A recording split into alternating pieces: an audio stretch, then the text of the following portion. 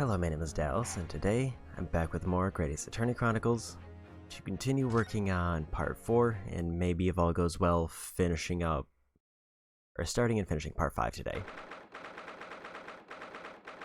So if I'm being really optimistic, I would like to finish out at least the first game of this franchise, or this collection I should say, and before I start a new one. Okay, here we go. I never expected this. I thought I'd be back here again so soon. We're on a study tour in Great Britain with the intention of learning the country's legal practices. We're going to research the latest court procedures here. We need as much court experience as possible. Well, yes, I suppose that's true, but the person on the docket may be his or her one and only time in court, and it could be life-changing. In which case, reading his research may seem a little crass. Oh, when you put it like that, you're quite right. Good morning. Mr. Natsume, good morning. Oh dear, you're alright. Your eyes are terribly bloodshot. It catches the worm, as they say here in Great Britain. As for that expression. But I really don't want to catch a worm. I tried desperately not to wake up early, but I was so worried I couldn't catch a wink. Now I'm absolutely exhausted as a result. Do all litter people take things so literally? Thank you for putting your faith in us today, Mr. Natsume. I wish I had 9 lives. My whole future hangs in the balance. I'm too terrified to tremble. Really, because I can feel tremors in the floor. Can't do this. I can't take it. The locum student, Mr. Naruhodo Esquire? Yes. I got a glimpse of the public gallery as I walked by the courtroom. It looked like the opening night of the opera. There were so many people. I had no idea my case was such a notorious affair here in London. Well, neither did I. Do you know why that might be, Miss Susato? Sorry, Mr. Naruhodo, but I have no idea. That all-knowing look in her face is just coincidence, then, is it? Don't hide the truth from me. It's because of the Reaper, isn't it? Lord Van Zeeks? Is that right, Miss Susato? I purchased many different newspapers I could find this morning, and yes, Lord Van Zeeks is on the front page of everyone. I knew it. Sometime after the prosecutors dubbed the Reaper the Bailey, he stopped appearing in court, it seems. And several years now, in fact, until the day before yesterday. Yes, Inspector Gregson told us something similar, didn't he?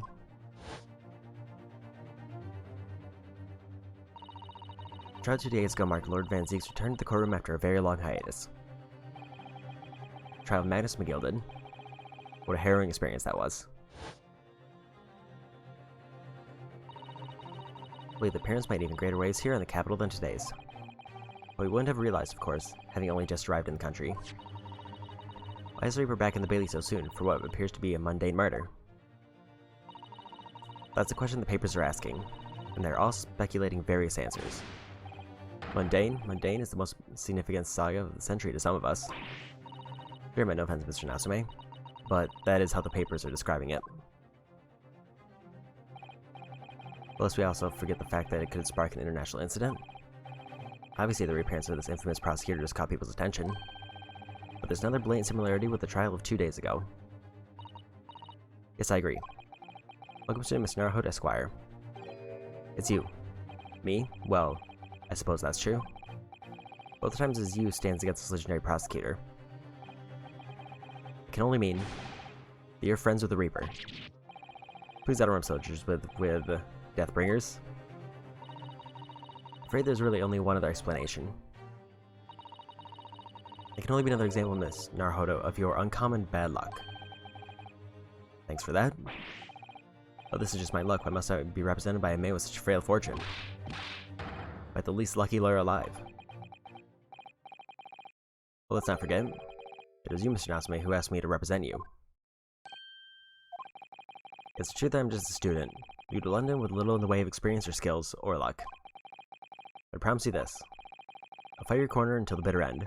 Now believe in you, Mr. Natsume. Benevolent locum student, Mr. Naruhodo Esquire. Now alone here with us, Mr. Natsume. Whatever happens, I'll always be on your side.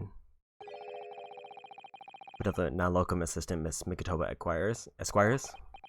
Also those eyes, though. I'm in debt forever. Should never forget this great kindness for as long as I live. Announcement, counsel for the defense. Our session is about to begin. Kindly make way into the courtroom at once.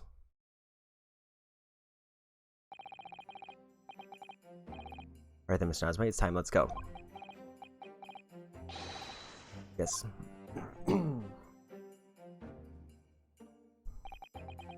That's it. My second appearance in a British courtroom. My second trial against the Reaper. I hope you're watching over me, Cosmo. Because this time, I won't let my faith waver. I believe in my client to the last. Just like he believed in me. I believe I can do this now. I'm ready for this fight.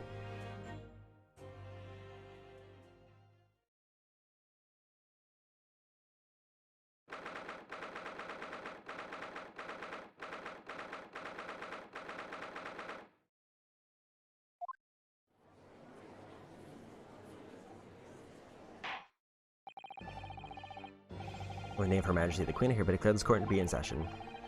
I now call upon the counsel for the prosecution and the defense to declare their willingness to proceed. The prosecution is fully prepared, my lord. The defense is ready, my lord. Neepanese are a truly fascinating breed. Sorry, what? Those Stronghearts told me all about you.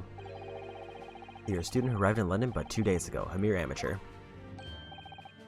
Do you have a point? Being compatriot, you feel compelled to try to help the accused, I suppose. Do you will Neepanese arrogance? Brigand, but I don't believe arrogance is an appropriate description. Sato-san? After all, a previous encounter, the defendant was found to be innocent.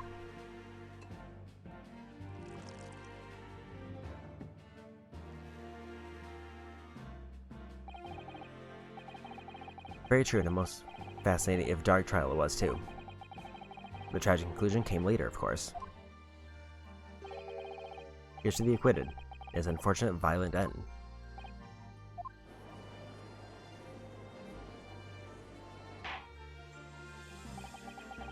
Thank you, counsels. I see both sides are in fine fettle.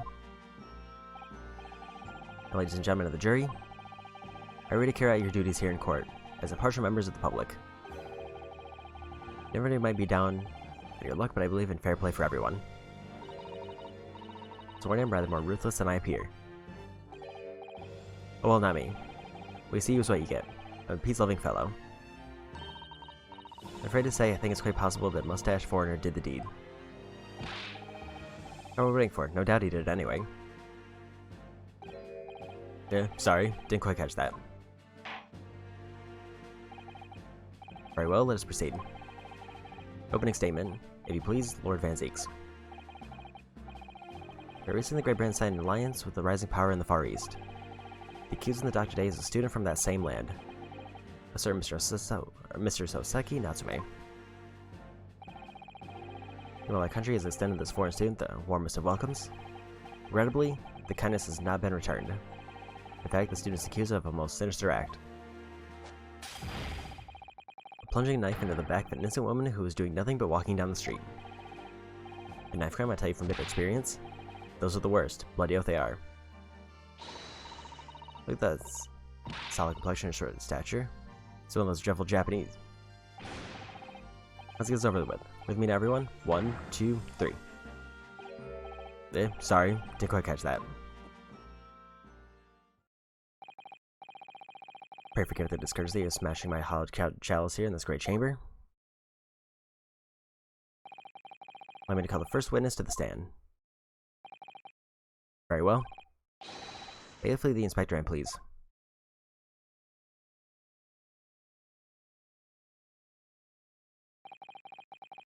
Your name and occupation, please. Yes, sir. Tobias Gregson, Detective Inspector at Scotland Yard. Would you please summarize the events of the case for the court, Inspector? Victim is thought to be a young woman in her 20s by the name of Olive Green. I beg your pardon, Inspector. Thought to be. Because having been stabbed in the back by her attacker's knife, the victim fell unconscious. That was 3 days ago now. She's been comatose ever since. What? So they don't even know who she is for sure? Comatose, I see. But her life is not in danger. Fortunately for the Eastern student, the charge will not be murder. Pray elaborate on the details, Inspector. Sir, if I could ask everyone to look at this street map.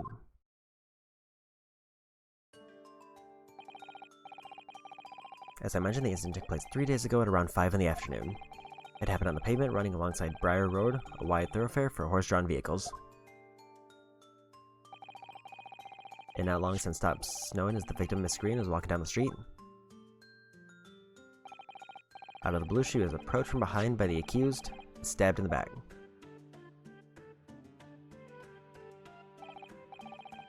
Luckily, the young lady's life was spared, and she currently being treated in one of the city's hospitals. Being unconscious as she is, we've been unable to take a statement from her, of course. This is the case file with everything we know about the victim so far. Thank you, Inspector. The court will accept the documents as evidence, if you please. File contains an overview of the case and details about the victim. She was found with a knife in her back and is currently in the hospital, yet to regain consciousness. What of the weapon that was used? Sir, I have that here. It was removed from the victim's back. Gosh, the big thing is starting to make me scared to walk down the street now. With a heavy blade like that, almost anybody would have been able to stab the poor woman. You can describe looking Saseki-san, I suppose. A common or garden jackknife, I would say, rather nondescript. Thank you, Inspector. The court accepts the blade as evidence.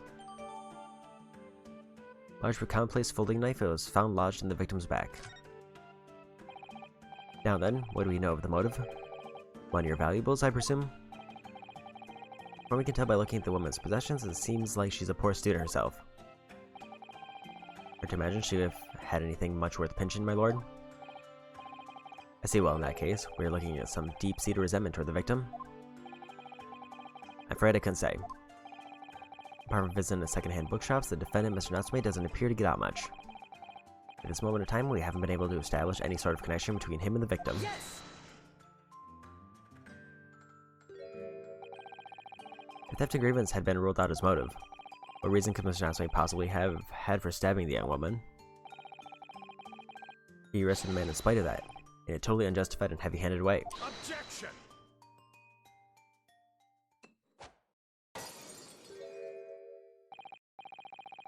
Pray forgive this courtesy of flinging a freshly uncorked bottle into the public gallery, but your words have soured this hollowed bouquet. It is you, my learned friend, who's being heavy-handed here. What? Scotland Yard does not arrest people without good cause. That should be beyond question. Inspector Wrightson, the prosecution calls for your formal testimony. Explain to the court precisely why the constabulary came to arrest the Nipponese student. Yes, sir.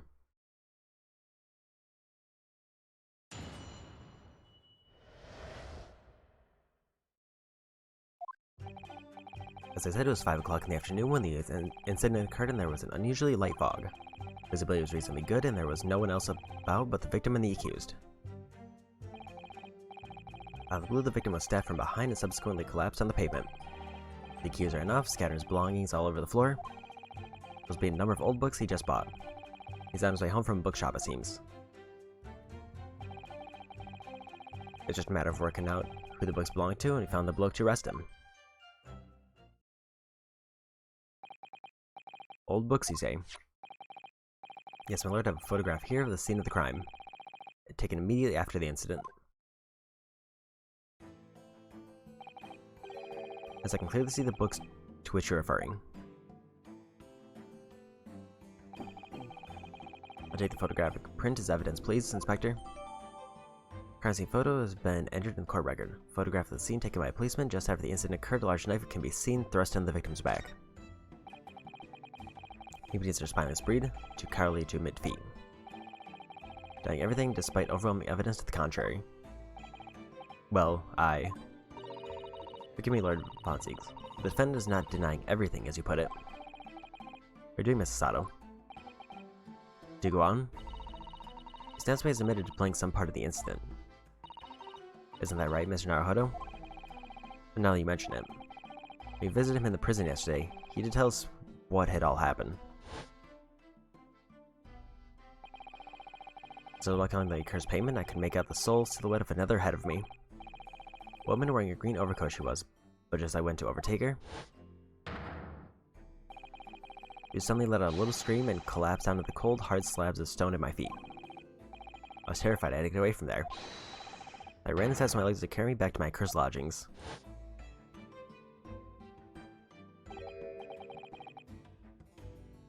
A green overcoat. That's exactly what the woman in the print is wearing. My photograph of print in full color. What will the world come up with next? The man has done nothing more than admit he fled the scene of a terrifying incident. That does not mean that he's guilty of the heinous crime of stabbing the woman in the back. There's nobody else there at the time. Just the two of them, the victim and the accused. In other words, there's nobody else who could possibly have stabbed the woman. The fact that the accused concedes. It seems cross-examination could prove to be pivotal, counsel. Proceed, please.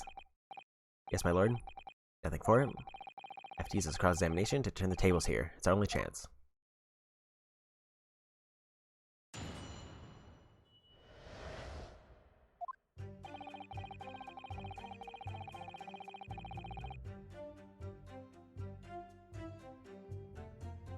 Let's...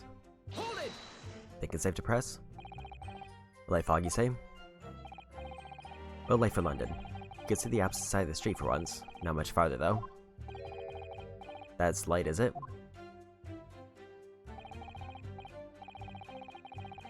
Around these parts, yes. Now something I expect a Japanese fellow like yourself to know, of course. Red London's famous for its fog. But in my country, people usually imagine that gives the city a rather beautiful appearance. How quaint. Yes, well, it's not something else Londoners tend to romanticize, as I expect you can appreciate. I see. This time of year, the fog causes a large number of accidents, especially when it's heavy. Sometimes you can't even see your own hand at the end of your arm. Indeed, the other day, I was very nearly trampled by horses before I could see the carriage they were pulling. Sada-san and I should definitely remember to stop, look, and listen. However, on the day of the Casurces, the fog was somewhat lighter than usual. A fact no doubt lamented by the accused.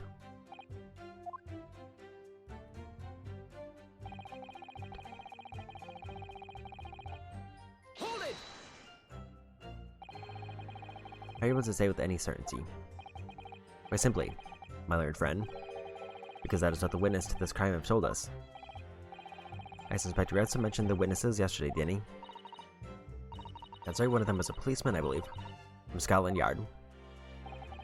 That is correct, ma'am. Then we must hear the testimony. The prosecution will, of course, call them to the stand, should it be necessary. But wait a minute. At 5 o'clock in the afternoon in the middle of the winter, it would have been dark already. No matter how light the fog may have been, no one could have seen. Unaware of the situation in your tiny island in the east, but here in the capital city of Great Britain, all main roads are illuminated in the night by gas streetlights. Ah. The prosecution believes there would have been ample light by which to witness the crime. Quite here in London, for the first time in history, mankind has completely conquered the darkness. Which means we really need to hear those witness statements. If I could just get through the fog of this cross-examination, maybe we'll be able to. Team's counsel for the defense is taking stock. Continue with their testimony, Inspector. I believe the victim was stabbed from behind and subsequently collapsed on the pavement. Hold it! From behind, you say? That's right, as you can see from this print. Yes, quite so, Inspector. The handle of the weapon is clearly protruding from the victim's back. This poor woman, Miss Green, remains in critical condition, comatose no less.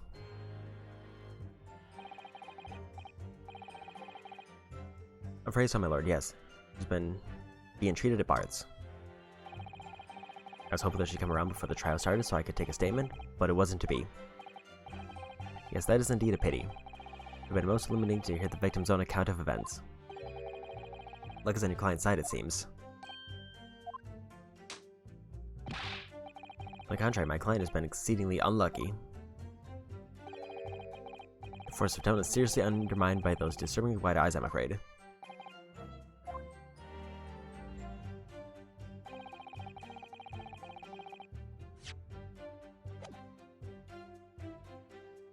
Keys are enough, scan his belongings all over the floor.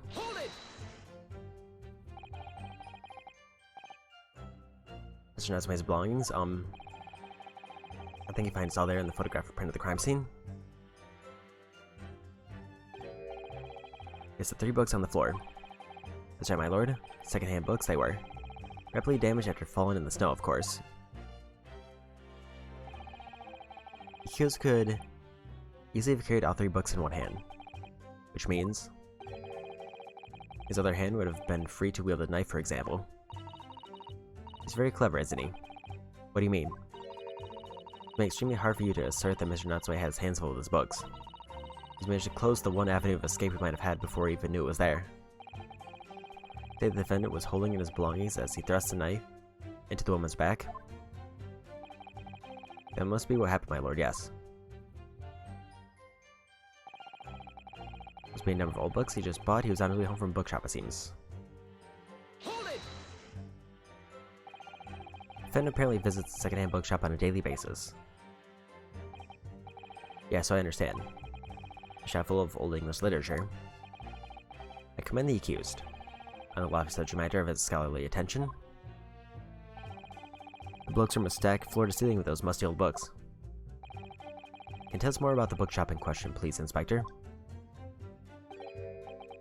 Well, if I must, I'll have to ask you to look at the street map again, I'm afraid.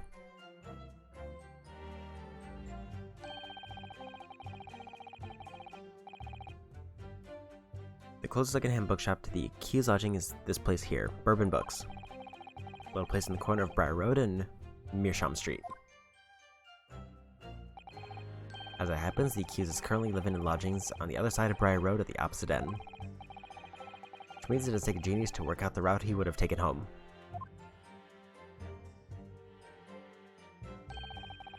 Something like this.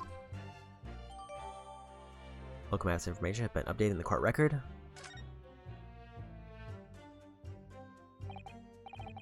Yes, I concur with your conclusion, Inspector. The defendant would certainly have passed the scene of the crime on his way home from that particular shop. Mr. Naruhodo, I think that what the Inspector just told us could turn out to be of vital importance.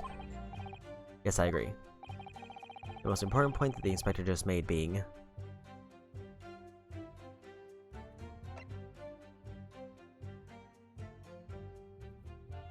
either the location or the name.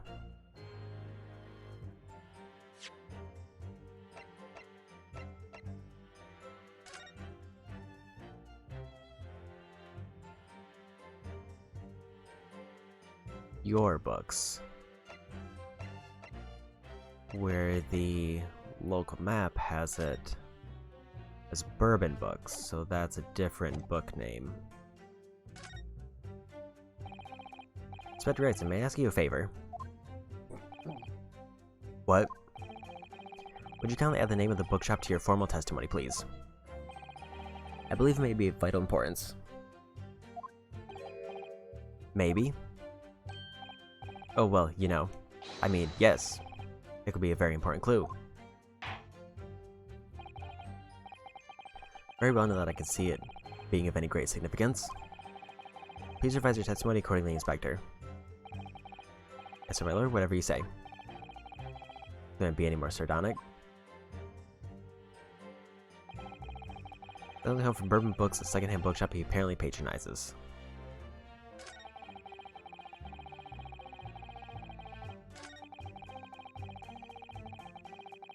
Let's go ahead and present. Objection. If I could stop you there, Inspector Gregson. What is sunshine? I'm a busy man, you know. This is a receipt that we found in Mr. Natsume's room. It was issued on the day of the incident and details the purchase of 3 second-hand books. You found that in the accused room, did you? Yes, but the point is not where the receipt was found, but the name of the shop printed on it. Go on. This receipt was issued from a bookshop called Your Books. Your Books? Y-O-R-E, I assume? Yes, my lord, so Mr. Natsume did indeed purchase a number of books at a second-hand bookshop that day. However, the bookshop in question was not Bourbon Books. It what? Inspector, do you know this other bookshop? Yes, sir. Your Books is another second-hand bookshop not far from Bourbon Books.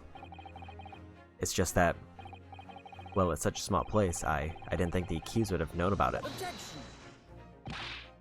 But in fact, that is the bookshop which the defendant visited on the day in question. And this receipt proves it. Objection. Yes, for what difference it makes. Whenever the man purchased this musty tomes, it makes no difference in the final analysis. I disagree. I mean, after all, I have the street map here, if that may be of help. Yes, thank you. Have a look at this, please.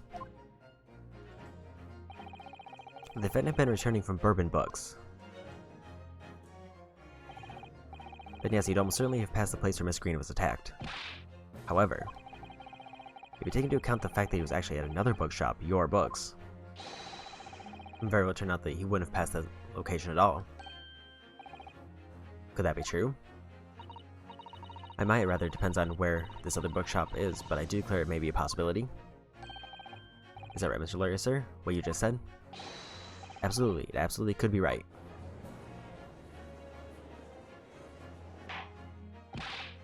But Horizon, where's this Your Books establishment? Well, obviously we looked into that. At the Your Books is just here in the next corner of Meerschaum Street, going east.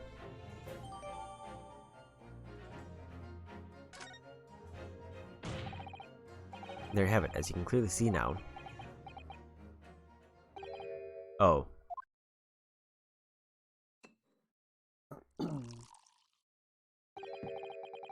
My Lord Neepney's friend is obviously in training to be a clown the way he regales out with such witticisms. To your future career in the circus.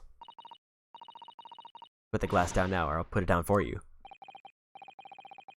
Didn't think I needed to spell it out, but here we go.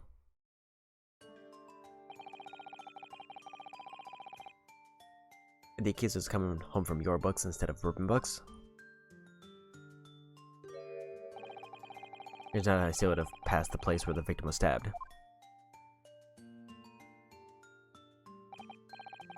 Yes, thank you, Inspector.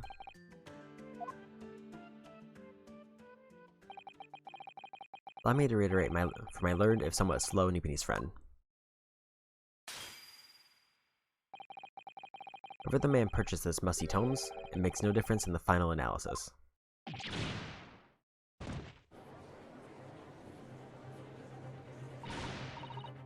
suspect you can't fool me, and I don't suggest you try. But I say, I had enough of the show. Better this now. Beg your pardon, terribly sorry. Do you mind repeating that? Mr. Naruhodo? You mustn't give up. What do you mean? Prosecution's assertion is to be correct. The members of the jury may very well decide that Mr. Natsume is guilty. He's absolutely right. We must think. We must consider the assertion just put forward by the prosecution very, very carefully. Six-Son must have passed the location of the incident on his way home from Your Books, but I think we gotta. Decision made by the prosecution is fundamentally flawed. Explain yourself, counsel. Yes, my lord. See what I mean on this map. Returning from Your Books to his lodgings, it sounds he could have followed the route suggested by the prosecution. However, that isn't the only conceivable route to take between the two places.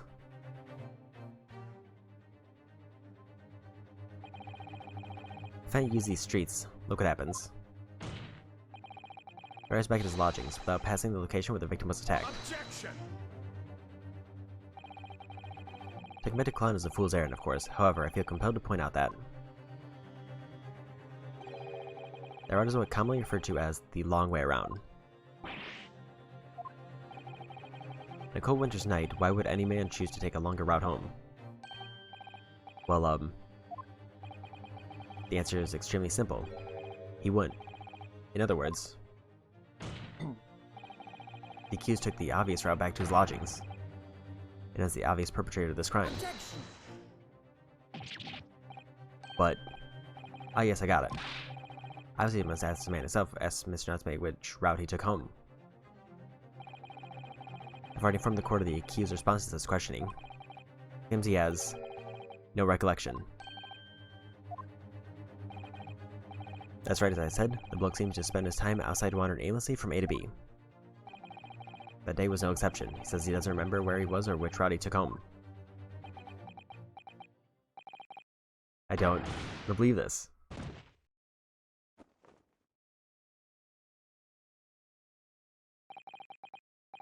I thank you, my learned friend.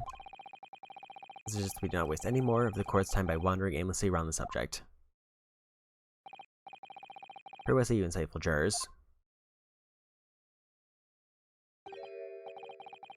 But even if that is the case, the defense still...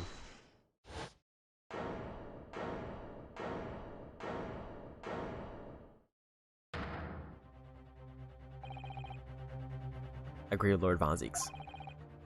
Wholeheartedly and in every way. What? I don't believe it. Does this mean? Members of the jury are completely convinced now. Very well. In that case, I hereby call upon all members of the jury to present your findings to the court. Guilty! Guilty. Guilty! Guilty! Guilty! Guilty!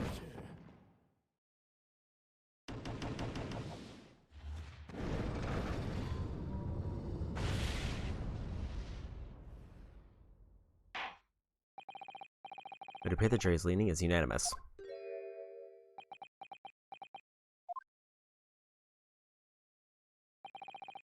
To the insightful members of the jury, I applaud your brave resolve. You serve Queen and country admirably. Mr. Naruhodo? No, not yet. This isn't over yet. Let's have one last chance to sway the opinion of the jury. I have to tip the balance of those scales the other way. I have to turn this around. Somehow. Those days of query, not yet willing to give up and die.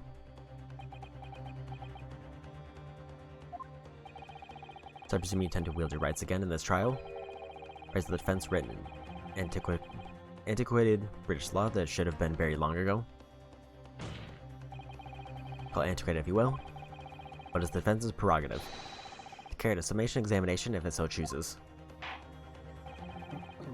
Very well, counsel.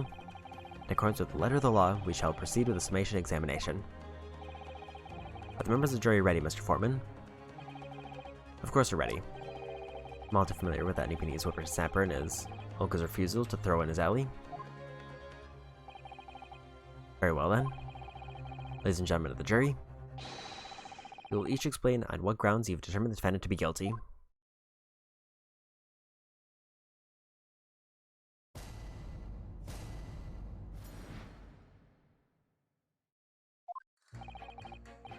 Your cycle Japanese already admitted it himself, didn't he? He said the woman in green collapsed before his eyes, why it can only have been the victim. The man would have gone around the house on his way back from the bookshop, not in winter. The poor woman was attacked from behind, was she? How dreadful. They don't care, can we just wrap this up now? We got work to be doing. Your books, yes, nice shop that. But bourbon books? No, not worth a visit.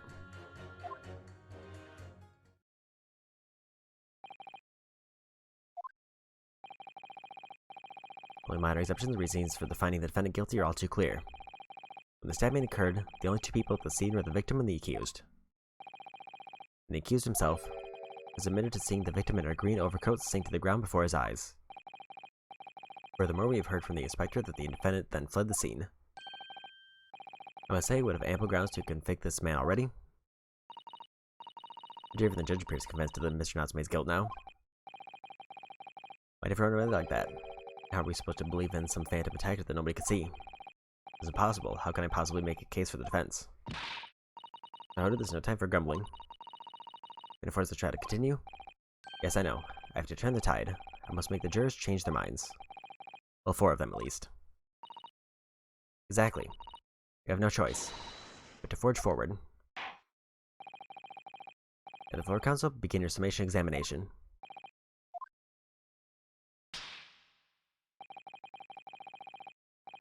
I just need to keep the trial going somehow, whatever it takes. Harinosuke, you can do it.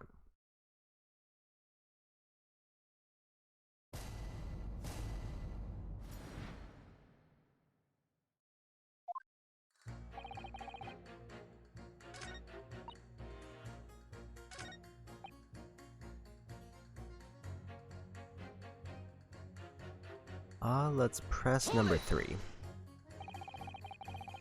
Can't deny that the other routes Mr. Natsume could have taken back from your books. It's like you drew on the map, you mean. What was it? Calabash Road or something? Precisely. It seems to me that what counts is whether the little Japanese fellow actually went that way or not. Yes, that's true. At the moment, there's no proof that shows he did, is there? Well, yes, that's true as well. As I understand it, the accused himself doesn't remember which way he went, does he? Well, yes. That's knowingly true. The nights are dark and cold, so the way I see it, you want to get home as quickly as possible. Well, yes. Why is all this true? The only thing that makes sense is that he went home along Briar Road. You know a lot of thought, you know. I didn't just make up my mind on a whim that he did it. I mean, if there was some logical reason why I might have gone the Calabash Road way, it'd be different. I'd be happy to reconsider my position in that case, honest I would. Here's why Seki-san might have taken the longer way home. He has a good reason. I don't imagine you'll be able to sway this young man's opinion without one. So maybe I need to ask number 5, because it seems like he mentioned the other book stop.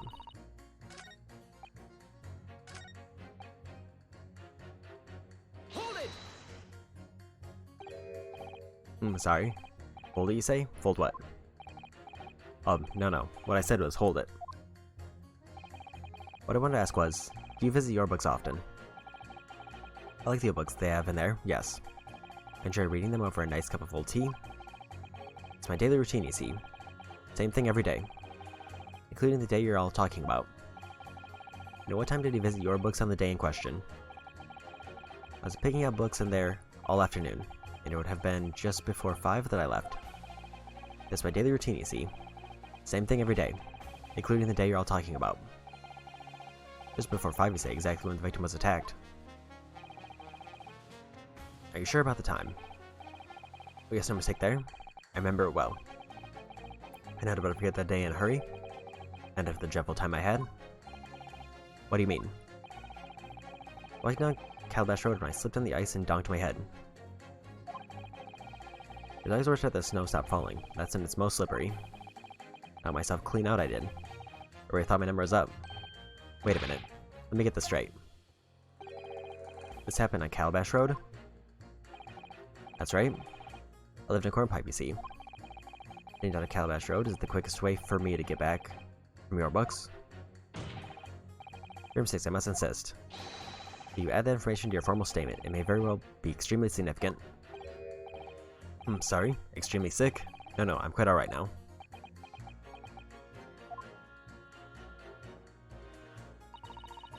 I sent a shiver to my side to hear the members of the jury so convinced of Mr. Natsume's guilt. But I can't help feeling that some of their opinions are rather subjective. I agree, it's the irrelevance of what some of them are saying that sends a shiver down my spine. Silly, some of their assertions don't actually incriminate Mr. Natsume of anything, that's something. Use that to our advantage, Mr. Ahoda's cunningly. Guess you're right. Listen to the jurors again carefully. If any of their assertions are at odds, I'll pit them mercilessly against each other. I still hold back. Pit them all against each other. So did he actually, add it to a statement, or did he leave it?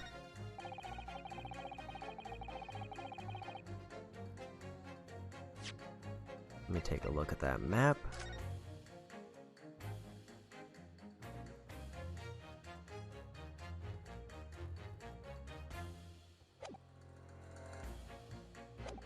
Wait a minute. So that's the... The man has a green overcoat and he does the same thing every day, so he could have very well have been the one in green. The question is, how do I present this?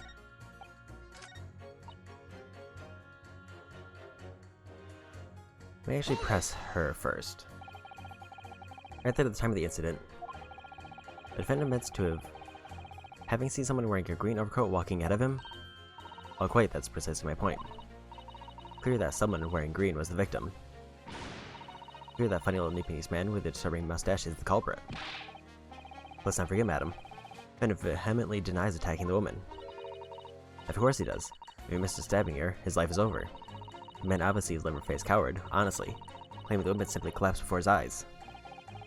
But if that's the lies you're suggesting, do you not think he would have concocted something more credible? I really can say. After all, you are foreign. You say you will go through your funny little minds. Tell you what's going through my funny little mind right now, but you won't like it. You declare the man has already made the omission. He himself stated there was nobody else around. Surely the conclusion is obvious. No one else could possibly have committed this awful crime. No one else could have done it. The accused must be the man. Really, it couldn't be more simple. Argument is compelling in its simplicity, I must admit. You're too kind, my lord. That went well, for her.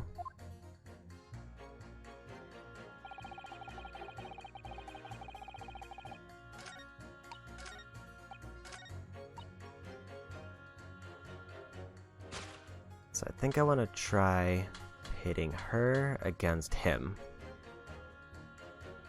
Objection! The statements clearly show a flaw in the juror's reasoning. A flaw? What are you talking about, counsel? Well, juror number 2, juror number 6. Oh, whatever you do mean, sir. Hey, perhaps the old man didn't hear you. Unbelievable. It's not like I was loud or anything. There's at least one fact which we can be sure here. The bookshop receipt found in the defendant's room clearly indicates that on the day of the attack, he'd been to your books and purchased a number of second-hand titles. He then returned home on foot. But the man says he has no recollection of his return journey. That's correct. But what he does remember is seeing someone appear in front of him on the way. Someone in a green overcoat who suddenly collapsed on the pavement before his eyes. Yes, you're aware of all this. The poor young woman who was stabbed, obviously. Objection! Can really be served that, madam? Why, whatever do you mean?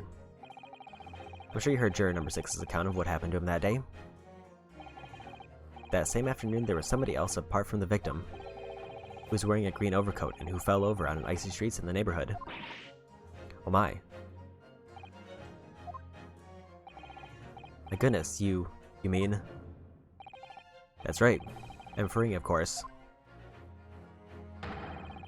to hard of hearing juror number 6.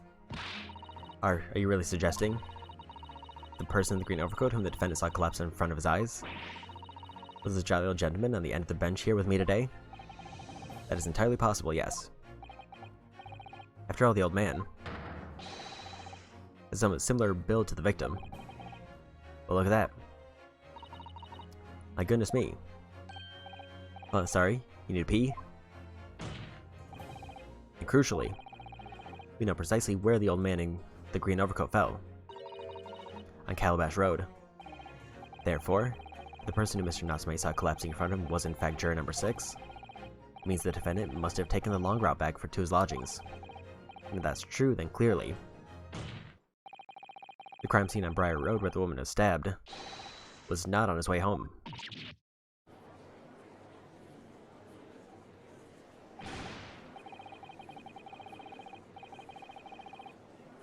You know, man, if you hadn't been so daft as to be roaming about there, we'd have boxed this off hours ago. Really, where you're thinking wearing such a befuddling coat. What'd you say to me? It's a crime for the elders to walk on the street these days? It's a crime to slip over on the ice? It's a crime to keep up with the latest styles and wear a beautiful green overcoat, is it?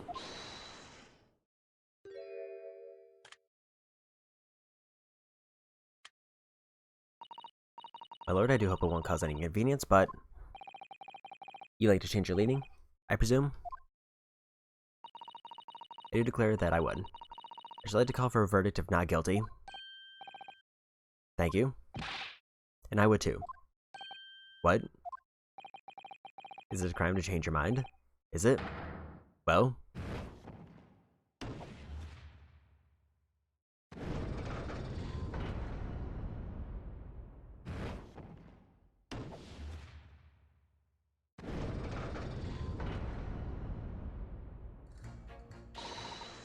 Mr. Naruto, that was wonderful. We've managed to change a couple of minds at least. I strengthened our position somewhat. So prompt the other members of the jury to reconsider their stance as well.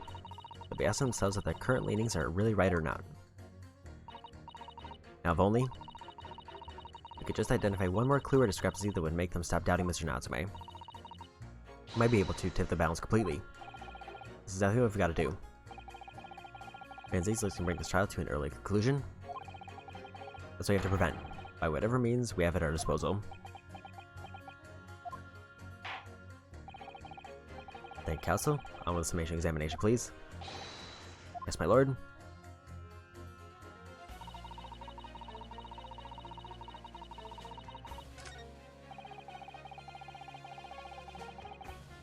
Hold it! Excuse me, but aren't you? Yes, that's right. I was in the witness stand myself just 2 days ago. Guess I had a feeling I knew your face, or the side of it anyway. If I remember correctly, you're a banker, aren't you? That's right. After the gold rush down under, I came back to London to work. It was all going swimmingly until you started fossicking around. Bruce Fairplay was a man of repute. Sorry. Don't think I've forgotten how you treated me the other day. You had me and that young hatter pegged as criminals. Oh well, you know, water under the bridge. And there's all sorts of rumors buzzing around, and the police have been badgering me nonstop. If I could turn back the clock. Well, anyway, I don't know about the Hatter, but at least I'm in the clear now. I'm free to make up my own mind about who's guilty and who isn't. Oh, thank goodness. Or maybe in my struggle to change this man's mind, given our awkward history. Oh dear, I wonder what's become of Mr. First now.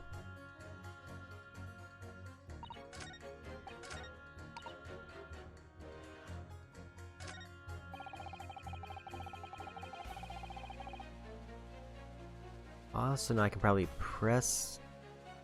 Let's press the other two first and see if I can get anything else. Hold it! Whatever's the matter, young man.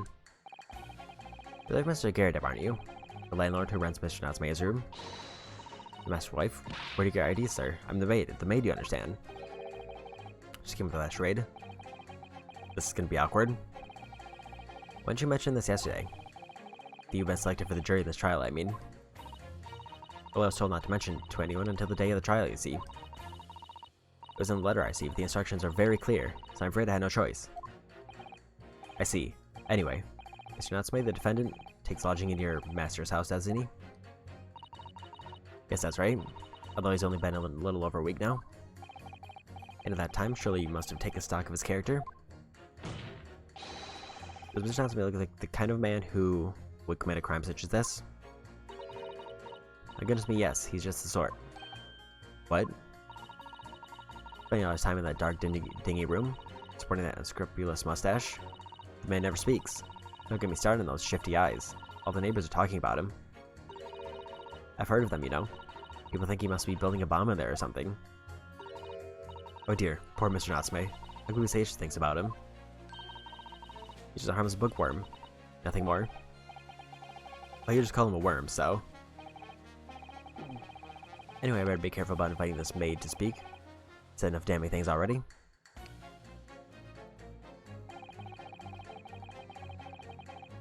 Hold it! Man's life is on the line here, sir. This will take as long as it takes. Don't clever me now, son. My life's on the line too. So is my family's. Ah. Most of you wouldn't understand, but a laborer like me can't afford to take time off. If I don't work, I don't eat, and neither do the wife and kids. Oh, I see. That must be very hard. You go to the union every morning to find out what needs doing. If you're late and the work is taken, it's tough. This time of year, there's water and gas supply pipes bursting left and right and center. After cheap labor to get the roads dug up to fix it, it's a hard slog from dawn till dusk it is. So you're out digging up roads on the day of the incident as well, were you? That's right. In fact, I remember rightly. It was just around the corner from where it all happened. By the little bookshop it was. What? Another coincidence? That's right. Meerschaum Street it was. Meerschaum Street. Well, that was started. There are only 3 named streets. Juror number 5, I need you to add that information to your formal statement, please. What's the point of that? Can we just get this business over with now? Please, sir. It's important. Fine. I'll do it then.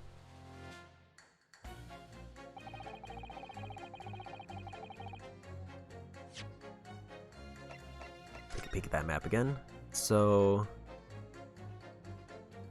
basically the street up top was pretty much being actively dug up. So I want to pit him against number 3, who is willing to change his mind. Those 2 statements are clear at odds with one another. At odds, counsel? Explain yourself. Please don't point. It wasn't me, I swear. What? I just want to get this done and dusted. Ledger number 3? Oh, me, sir? What do you mean? Juror number 5's words just now are extremely significant. Let's take a moment to consider the implications of what's been said on a map of the local area. On the day in question, Mr. Natsume visited this bookshop to purchase a number of secondhand books. And on the same day, we now know that there were works being carried out on Meerschaum Street, making it impassable. Making the defendant's route home could now have taken him along Meerschaum Street and down Briar Road. Oh yes, of course. What do you think, sir? Well, yes, you can't argue with that, really, can you? Must have a good 2 yards or more of the pavement up. Every gentleman that came along had to turn back and go the other way. So the only conclusion is this. The defendant must have taken a long route back to his lodgings. Yes, I suppose he must have. I suppose that must be right, huh? Juror number 3 said the following. The man wouldn't have gone around the houses on his way back from the bookshop, but we see now that he had no choice.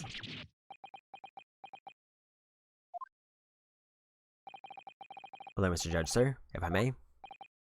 Yes? I don't think in all good conscience that I can say the man's guilty now. Yes, I'd like to see the trial continue so we can get to the bottom of what really happened.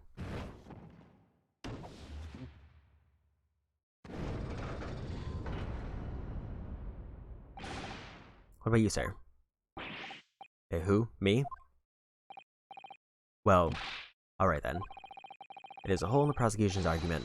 It should be filled in, that's what I say.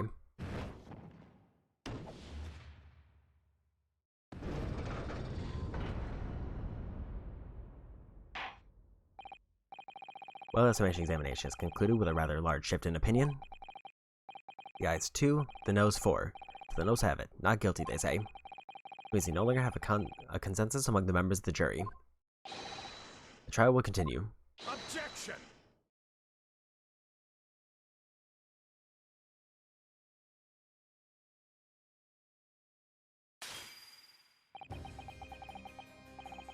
Could seem churlish to me to drink from my hollow chalice moments after raising an objection. Willing to question and disgust. Pray forgive the discourtesy. Lord Von Ziegs. Seems I must retract my earlier remark. What do you mean? Mistakenly credit these jurors with intelligence by describing them as insightful. But we have just witnessed them falling for a cheap trick, performed by an Eastern entertainer. Whatever do you mean? Objection! I haven't tricked anyone. Everything I said is the truth. Indeed. Stalwart juror number 5 was undoubtedly repairing the road as he claims. I believe he said it was a good 2 yards of the pavement which you had excavated, sir. So it took me the whole day and they paid me a measly tuppence for it. Now my learning views, friend. Tell me. Do you have any notion of the distance that 2 yards represents? Well, if I'm honest, I don't have a clue now. 2 yards is a little less than 2 meters. Less than 2 meters? That's not much at all. In other words, a distance rarely vaulted by anyone of moderate vigor. Would you not agree, my stalwart friend? Me? Well, I can't say you're wrong, no. What? And did you perchance erect a sign to prevent pedestrians from passing the site at your works? I wouldn't dream of it. What a waste of time. No coaches would have hope of passing anyway. We just turned any gentlefolk back when they came. Kids just jump right over us all the time. Q is no gentleman as far as I can see. I have little doubt, however, that he could spring over a 2-yard trench in his meanderings around town. Is that true? Is it? The incontrovertible truth is that the books just purchased by the accused were found at the scene. You can no doubt that on his way back to his lodging, Mr. Natsumi walked down Briar Road. Crushed in a single sentence. An old man? Cold man? You can talk. Say that around 5 o'clock on the day in question, you slipped and fell on Calabash Road. Pray, was there suspicious looking Japanese behind you at the time? Oh, I can't say I remember. You don't remember? How about a wager, my learned friend?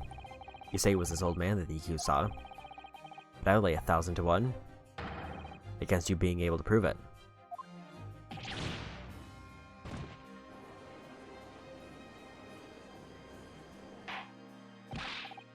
Order, order. Lord Von Zeeks, explain yourself. My lord? You have such transparent argument up your sleeve?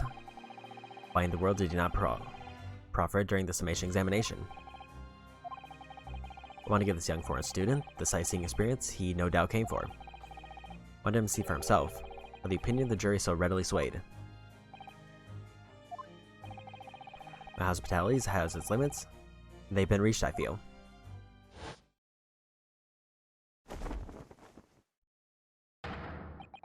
So, my learned friend, today's sightseeing tour of London is now over.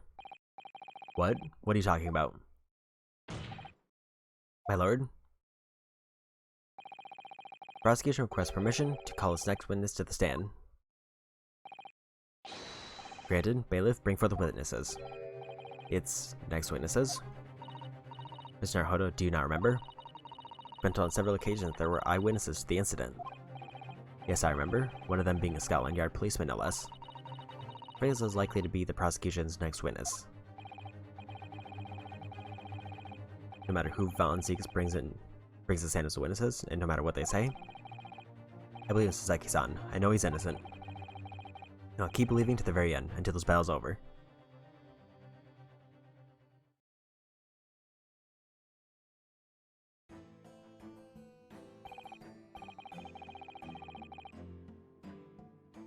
Witnesses, please state your names and occupations for the court.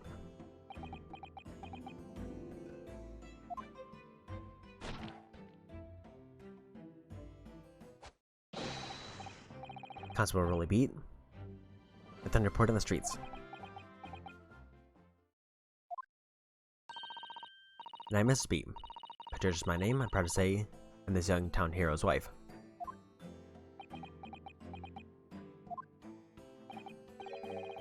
What's the story here? Well, in truth, we've not been married long. In fact, we celebrated our first anniversary only the other day. No. It's your husband I was asking about. He seems tired. Hardly surprising. Whilst being an honorable occupation, patrolling the beat is the most demanding work in the world. Oh, really? I'm sure I've heard that before, actually. Indeed, apart from rare days off, our gallant officers tread some 20 miles a day, you know. They patrol boarding houses and pubs, collect taxes, survey the streets, check that meters are reading true. They're responsible for keeping the streets clean, and lighting exhausting our streetlights. There are a number of items on that list that don't sound much like policing duties at all. 100 people like sleep on my feet, I'd have collapsed long ago. Because I was saying that policeman's primary duty is the apprehension of criminals. Even when he's off duty, constables are expected to investigate and resolve any crimes on his beat. For London, Bobby is a man of honor. And a man of slumber. On the day in question, this man and his wife were walking down Briar Road in the opposite direction. They witnessed the incident as it occurred. Is that not correct, Mr. and Mrs. Beat? That's right, sir. Isn't it, Rolly? Because Rolly Beat saw nothing reported on the street saw. What a great witness he's going to be. Very good. I'd like to hear formal testimonies now, please. You would tell the court exactly what you saw in the afternoon of the incident. Yes, sir?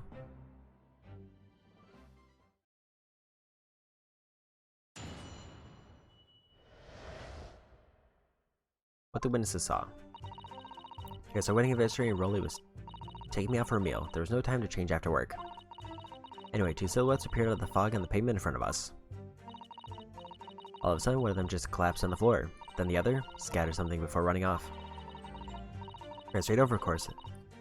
They went for help at a nearby police box. There's definitely the Japanese man in the dock. Well, I both saw him as clear as day. Well, this is extremely compelling testimony, I must say.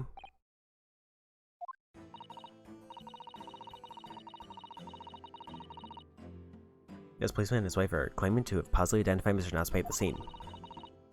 Their testimony is true. The alternative course of events that you established in the Summation Examination will be quashed. It's death knell, in fact. Because that alternative was never viable in the first place. An unfortunate chancing, and on your wedding anniversary too. Oh, I know. But I still managed to go out for the evening with my man. Thank the Lord for that. Gosh, the life of London Bobby sounds very hard indeed. Indeed, however, this cross-examination will be over in minutes. You may well have time to rest this afternoon. What do you mean by that? My learned friend, the witnesses saw the face of the man fleeing the scene. They're testifying under oath that was without a doubt the accused Mrs. Seki Natsume.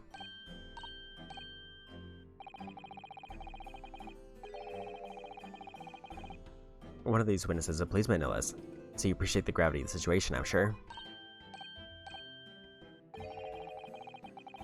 Except the man's so tired his wife has to do all the talking. Enough preamble, the counsel for the defense. Commence the cross-examination, please. Yes, my lord.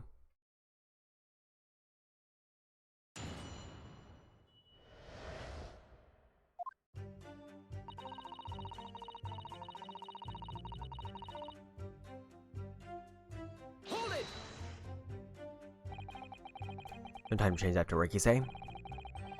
You also remember the police misbeat? No, sadly not.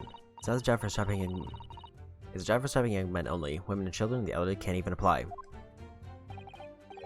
Well, I think you can probably see why children and the elderly can't do the job, can you?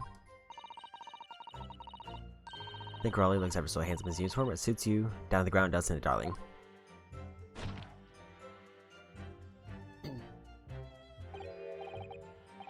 Oh, what? I just finished my beat. Pat and I were heading back to the station. I was actually planning on getting changed there. Is he talking in his sleep? This is creepy. Oh no, Raleigh, I much prefer you in uniform.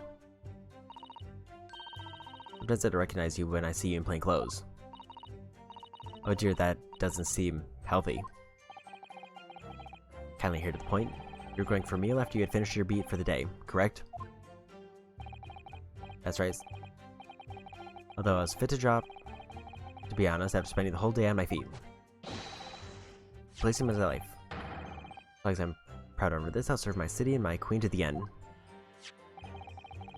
What's that now? My warrant card, sir. Proof I'm a London copper. It has the noble founding principles of the force written on it, as a reminder to all us policemen of our sworn duty. To patrol the streets of London town and uphold the peace of the common man. There's no because I cover 20 miles every single day without fail, without a grumble. Because I know that plodding my boots is all Londoners need to hear to feel safe and secure. So fighting crime doesn't appear to come into it then? What's odd, just that one particular day I was looking forward to celebrating my wedding anniversary. There was a beat puts up with a lot of being married to a Bobby like me. I want to show my dear wife how much I care.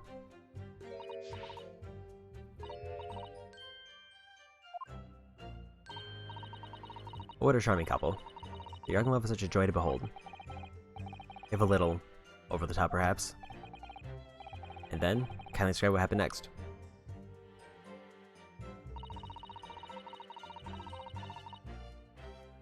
Hold it! Two silhouettes? That's right, they were coming towards us, walking up Briar Road in the opposite direction. There's a plump figure followed by a scrawny, thin-looking man. That's not exactly like the victim as pictured in this print. And like Mr. Natsume. Yes, unfortunately, it does. And you're certain that at that time there was nobody else nearby? Yes, quite certain. It was dark, but there are streetlights on Briar Road, you see. There's nobody else around at all. Isn't that right, my darling?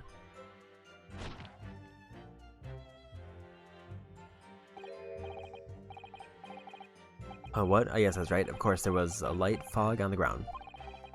Briar Road is dead straight, and you could see a fairly long way down the pavement. And the street lighting as well. I didn't see any other pedestrians. Worsley takes a firm hold. Your answer, please, Mr. Beat. Are you quite sure of what you've just said? Yes, as a copper who spends all day every day keeping watch on the streets, I swear to it. Am I sure? Because I love for teachers true.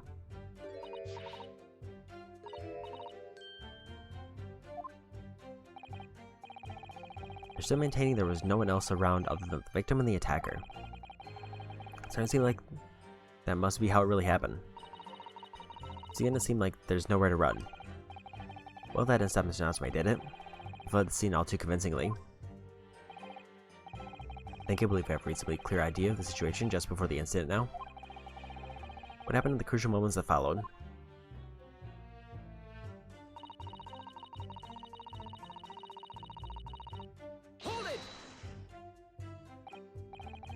Scatter something? What do you mean by that? Well, I couldn't quite make out what it was at the time. But then we got closer and realized what it was. Didn't we, darling?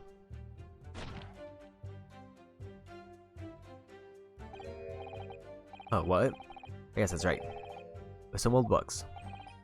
I see. Old books. I saw the cupboard dropped a number of them. Around where the victim lay on the pavement. Indeed, as clear as pictured in this photographic print. That round Japanese man did that when he did the deed. Let's not forget that it remains to be established the defendant was indeed the attacker. We saw him as the man at the dock without a question. The mustache, the hunchback, the cat-like eyes, the top mouth, the snub nose. Everything. Any more insults you want to throw in? That's right, he looked down at that poor defenseless woman with those terrifyingly intense eyes. He instantly threw his books on the pavement and ran away. I see. This is tough. It seems as though they're telling the truth here. May I remind the court that this unambiguous testimony comes from a policeman and his wife. Now please continue. Yes, sir.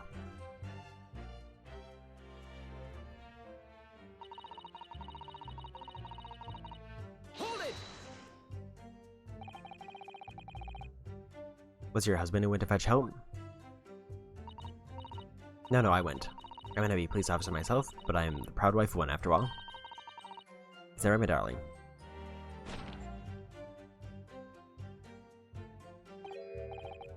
Oh, what? Oh, yes, that's right. I asked Miss Beat to go. I was off duty by that point, but Bobby's never truly off duty, of course, so I felt obliged to stay and guard the scene. Very laudable, Mr. Beat. Preserving the scene of a crime is a task of considerable importance. Says in particular, you see, I told her where to find the right police box. Forgive my ignorance, but what do you mean exactly by the right police box? Depends on the crime's location, you see, as to who deals with it. Where the woman was stabbed wasn't actually on my beat. Show Patricia the way to the police box for the beat the incident fell under so she could go and report it. I ran as quick as I could and asked for help from the Bobby on duty. There's nothing more potent than a young couple in love working together, you know. Thanks to her swift response, the case was quickly resolved.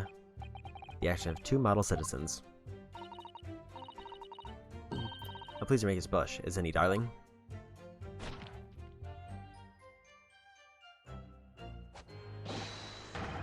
Mr. Richard said so. Let's move on, shall we?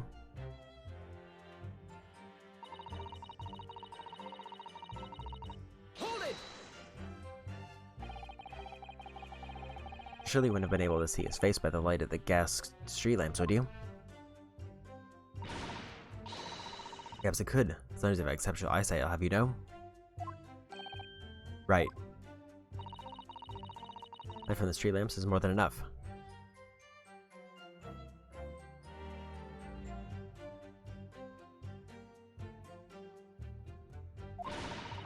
My husband already told you that fog was only light, did he? Oh yes, and what of the fog? Famous word across the globe, I believe. But it's an absolute menace to those of us who have to live with it, of course. What is it is, when it's thick you can't even see the hand at the end of your own arm. Yes, alright, I take your point. Now could you stop shaking your husband about? The constant fog makes our eyes very sharp, you see. That we could tell you for sure and certain that it was that little Japanese man we saw. Can't we, darling?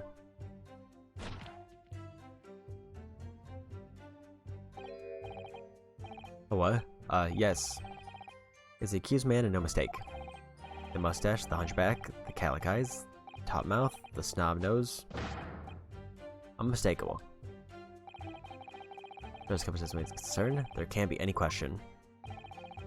It's like a sound that they saw running from the scene of the crime. That's that, is it? That's their entire testimony. What do you think, Mr. Naruhodo?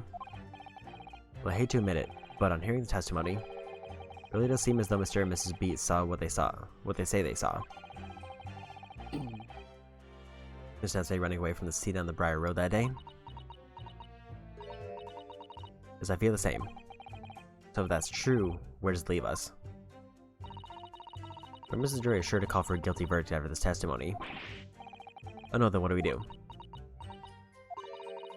Cosmo somewhere here. What are you trying to say?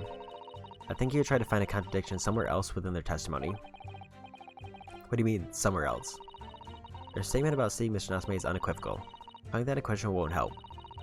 But yet, if there's some other part of the testimony which appears to contradict the facts, you might be able to discredit them, to make the jury doubt if the pair's memory of the day is accurate. Oh, right. Presently, we must focus on finding a discrepancy in the statement somewhere. If we don't, I'm afraid the trial may reach an early and unfavorable conclusion.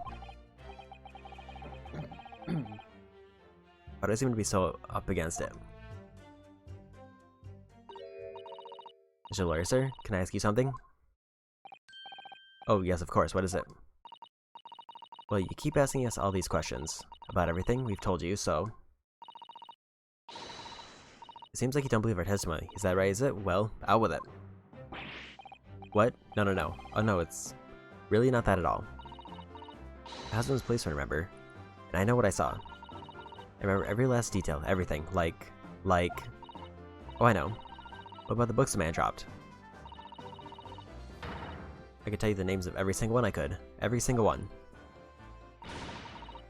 And you dare to question how reliable my testimony is? That'll do, Miss Beat. No, it won't do at all. The Japanese lawyer has no idea what I'm capable of.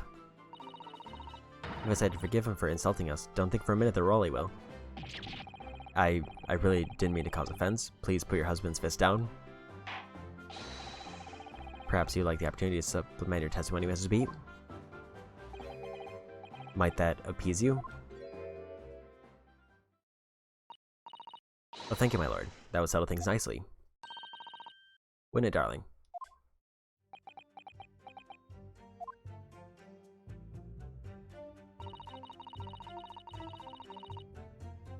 Hold it! Yes, you know that there were books dropped at the scene of the crime, as you say.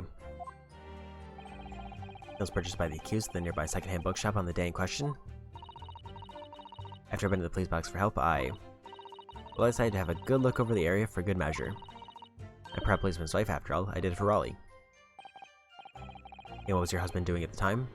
He was lying face down in the snow, getting some well-deserved rest. It was ever so hard, you know. Ever so hard. Don't you, my darling? Interesting way of guarding the scene of the crime. Oh, Mrs. Beat, you target the court with the tales of your powers of recollection. Would you be so kind as to recount the titles of the books you observed at the scene?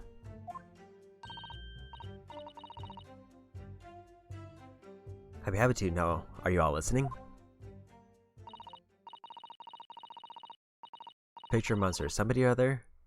And what's the earnings? And there was a meal for someone. And the last one was definitely the thingamy something. You see? Yes, I see there are one or two holes in your memory. They're all along those lines, I'm quite sure. There are deep books on the scene with the titles along those lines, as you put it. What would I tell you? So things are very mean the way you've been implying that my testimony can't be trusted. Don't you agree, darling? And Mrs. Patricia will have to answer to me. Or me to answer to. Terrifying. Yes, she really is. So that's it. That's their entire testimony. What do you think?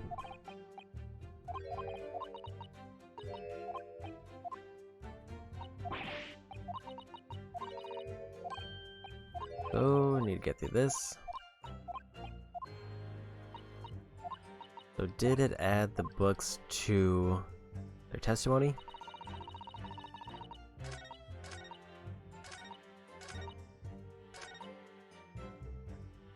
Oh, they said 4 books. That's even easier, because there was only 3.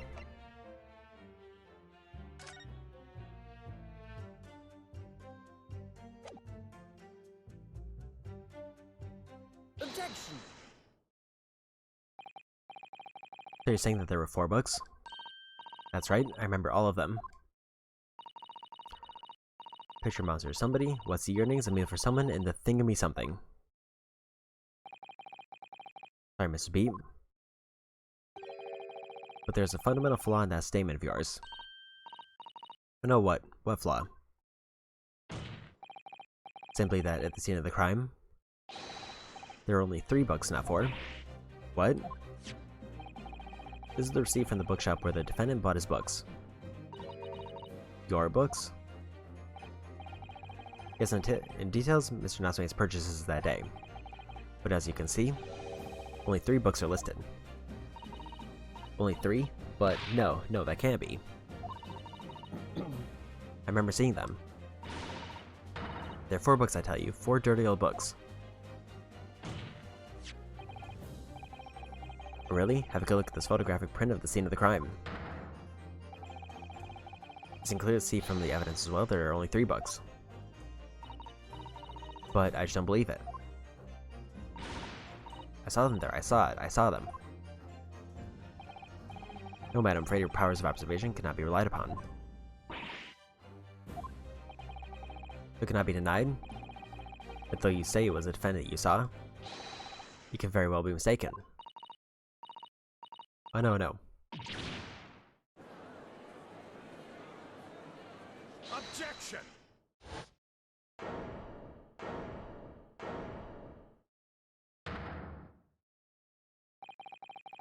It's plainly evident. It is your powers of deduction that cannot be relied upon. My learned UPD's friend. What? What cannot be denied is that these 2 witnesses saw the accused running from the scene. A fact that you know very well you have no hope of disproving. So you're certain to avert attention from that by dint of some inconsequential discrepancies. Would that be fair? These are right through me. Your plan is somewhat recoiled against you. What are you talking about? It's quite simple. Let me explain with a toast. To the policeman's wife and her entire accurate testimony in every respect. Oh. You see, the matter's not up for debate. Sienna Bright wrote a total of 4 books were most definitely found. Objection. But what about the photographic print? It only shows 3 books. Quite right, only 3 can be seen in that print. That print? You mean to say?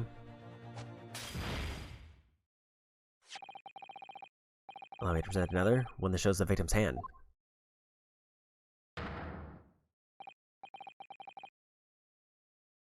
I don't believe it. It's the 4th book. As you'll observe, the 4th book was hidden from view in the original print by the victim's torso. No.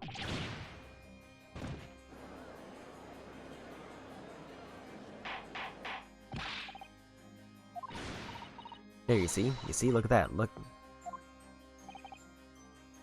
Yes. It's just like I said, isn't it, my darling? Separatists are always right. Let's study the receipt for the books purchased by the accused on the day in question. Mrs. Beat, the titles once again, if you please. Yes, of course. Picture monster, somebody or other. Picture monster, Lecoq. What's the yearnings? Canterbury yearnings. A minute for someone. A minute for Cabario. As the court has just heard, the witness remembers the book titles flawlessly, save for a few minor details. Ms. Beat's powers of recollection can only be described as exceptional. At Raleigh, the gentleman paid me a compliment. Sir Flawless, Patricia is flawless. But there are only 3 books on the receipt. Mrs. Beat mentioned 4. There's nothing surprising about that.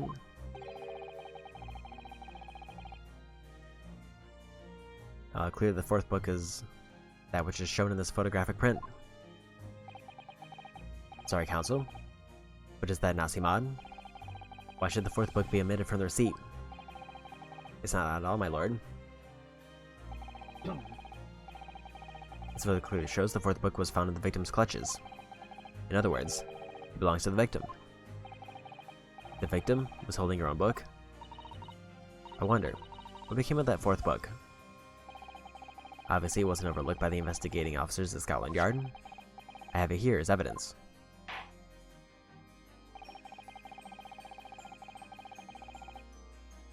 You submit then the aforementioned photographic print to the court, please, counsel. My pleasure, my lord. Second crime scene photograph has been entered into the court record. Second photograph is scene taken by a policeman just after the incident and specifically shows the victim's hand. The 4th book has been entered into the court record. The book entitled The Lion's Pride discovered in the victim's hand at the scene. Prosecution rests. I have nothing further to add. What? You seem surprised, my learned friend. Your resistance until now has been in vain. Entertaining, yes, but futile. The spurious longer route to the accused lodgings that you just tried to establish in your summation examination, and the attempt discrediting of the witness's powers of recollection in your cross-examination. Futile? I walked right into this, didn't I? See, everything we've said is true. Isn't that right, my darling? Yes, Pat, marry me, Pat. So perhaps the ladies and gentlemen of the jury would like to reconsider their positions? Should the court waste any more time on this Nepalese travesty? Or is the decision you have to make all too apparent already? You've heard all the witnesses and seen all the evidence. This trial's run its course. Mr. Naruto, I'm afraid we're in a terribly precarious position. I know, but if I fight back in the wrong way now, I could very well just make matters worse. You can just think, what do you do now?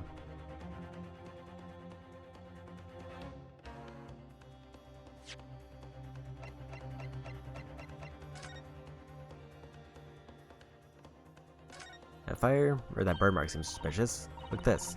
The books have been badly burnt. You're right.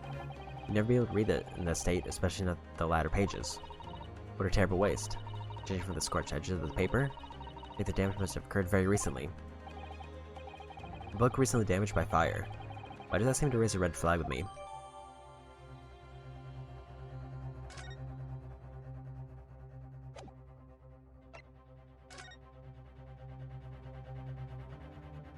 And then this just seems to be to zoom in.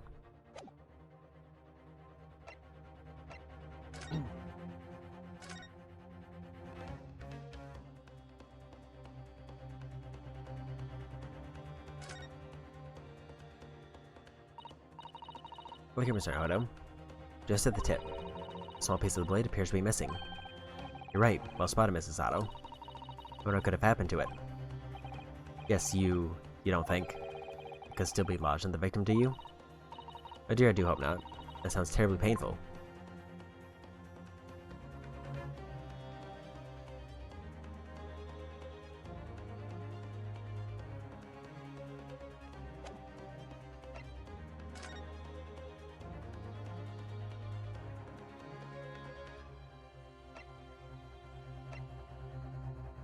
Ready, Officer Raleigh B.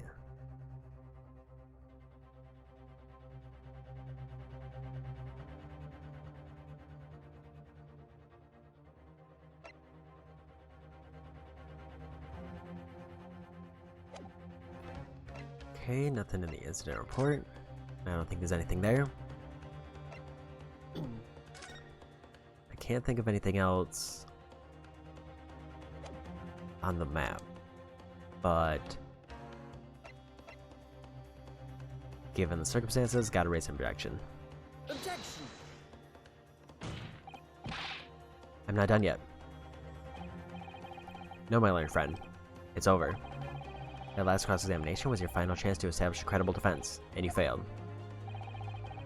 The die has been cast, there's no room for debate. Well, it might be over as far as you're concerned, but... I can't think of what to say. If I may, Lord Van Zeeks. It seems so boorish to close down the debate at this point.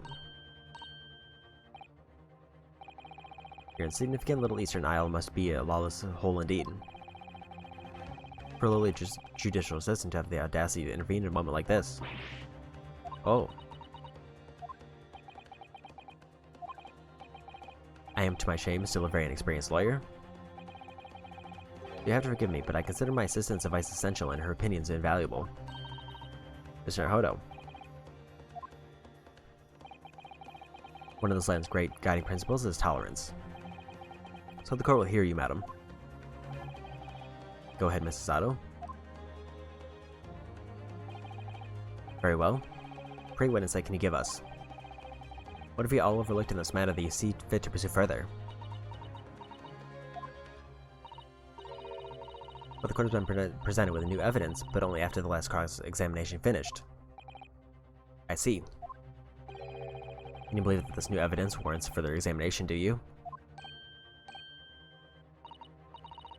Mr. Hodo, what do you think? It's just possible this new evidence might be the decisive proof we've been waiting for. The judge is sure to ask the members of the jury to announce their leanings in a moment. And of course, he's sure to ask you to explain what the crucial piece of evidence is and why. We must take this opportunity to examine the newly presented evidence as thoroughly as possible. Yes, I understand, and thank you. Mrs. Sato? This is it. Sato-san has managed to win us one last chance here. I can't let it go to waste. Defense wishes to present evidence, my lord. Very well. Defense present one further piece of evidence. Evidence that apparently offers a profound insight into the case and has hitherto been overlooked. The book. Because it's burnt. The evidence question is, what we can see from the newly presented photographic print of the crime scene. The fourth book, found in the victim's hand. Objection! We've already discussed the fourth book at length. Other than it being in the victim's grasp at the time of the incident, no significance has been attached to it. Pursuing the matter further would be a flagrant waste of the court's time, as you well know. Based on very counsel, I must concur with the prosecution on this matter. When I afford you this opportunity, you led the court to believe that the evidence in question contained a hitherto undiscovered clue. I must insist that you elaborate, counsel. You will identify this clue at once. Do I make myself clear? Oh, yes, my lord. It's, Mr. Naruhodo? I believe the prosecution is trying to avoid a thorough examination of the evidence, which means you may very well be on the right track. I guess I think you might be right. So, counsel, precisely where is the vital clue in this case, which this fourth book conceals? The very distinct bird mark. I would ask the court to observe the back of the book in question. The back? What do you... Good gracious. It's been burned to a crisp. So we have to ask ourselves, why was the victim clutching what is clearly an unreadable book? It is undeniably an extremely unnatural thing for her to have been doing. Objection! Unnatural, you say? What of it, my Nipponese friend? Oh. Right to concede the point, if it bears no relation to the case, there is nothing to discuss. So should you wish to assert that this fire damage is some veiled clue as to what happened that day? Pray do enlighten us all. What truths does this charred book hide? A charred book. There's just one possibility here, which I can't quite bring myself to rule out. It's an outside chance, certainly, but worth a try. I would explain my theory. Don't keep us waiting any longer than counsel. Explain this theory of yours. What are you suggesting that you ascertain from the fire damage this sorry Thomas suffered?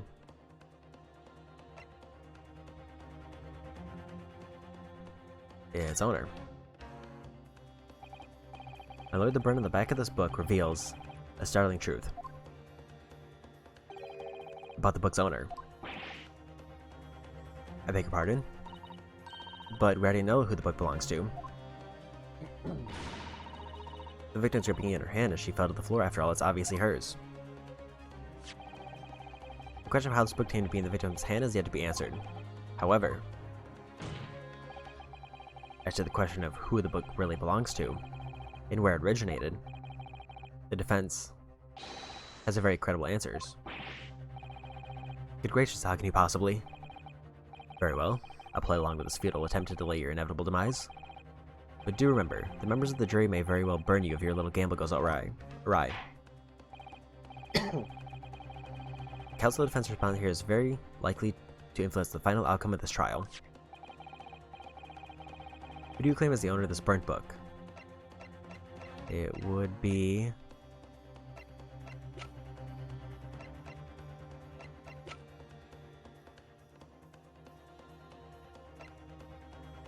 GamerDLM. Take that! The answer is that the book belongs to the couple who own the house where the defendant has his lodgings. That's our Mr. and Mrs. GamerDLM. The landlords? Whether this is some extraordinary coincidence or some kind of fate at work, I don't know, but... Of all the people in London, one of the 6 chosen for jury duty in this courtroom today is none other than Mrs. GamerDLM herself. Oh my goodness, me? I think you must be mistaken, sir. I'm not Mr. GamerDLM's wife, I'm his maid. Things would be so much easier if you would just drop the pretense. Alright then, how about a simple question for you? Have you ever seen this book in Mr. GamerDLM's house? I would never presume to know all of the books he keeps, sir. Objection!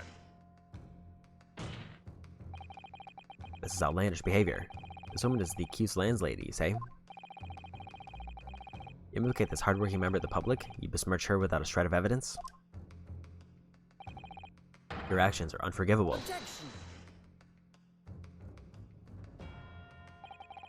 This is not mere conjecture. The defense happens to know that on the day in question, almost exactly the same time as the victim was stabbed on the pavement below,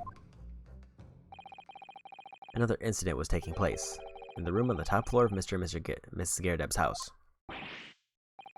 Good lord, what sort of incident, counsel? A fire, my lord.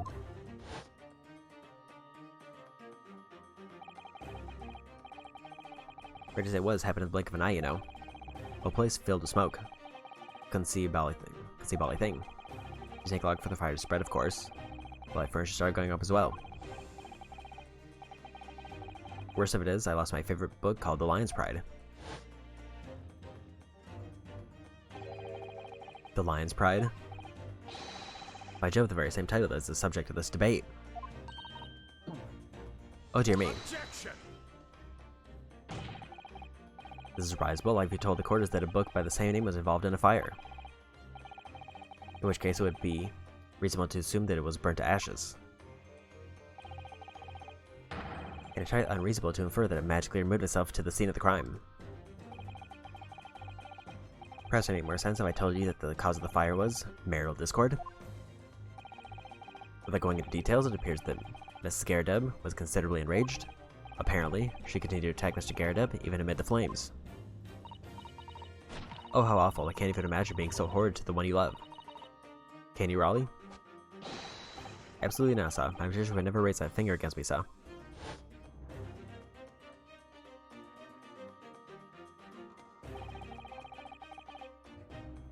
Had all my favorite old novels in that case, but as soon as the fire got hold of them, that was it. Whoosh, up in smoke. And the wife started hurling things at me. Here was I back up against the window under heavy enemy fire, incendiary books coming 10 to a dozen.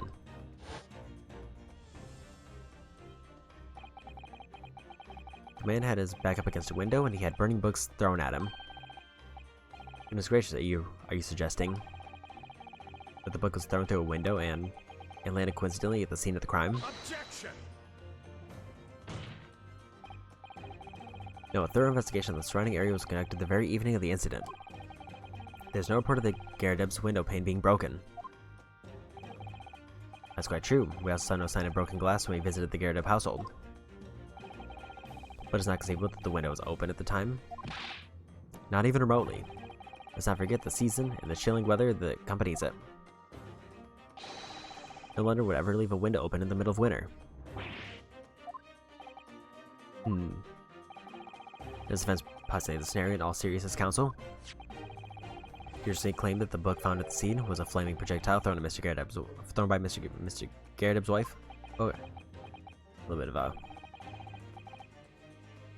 Well, he's a possibility, my lord. That name kind of threw me off for a minute. I don't know why. That's quite enough.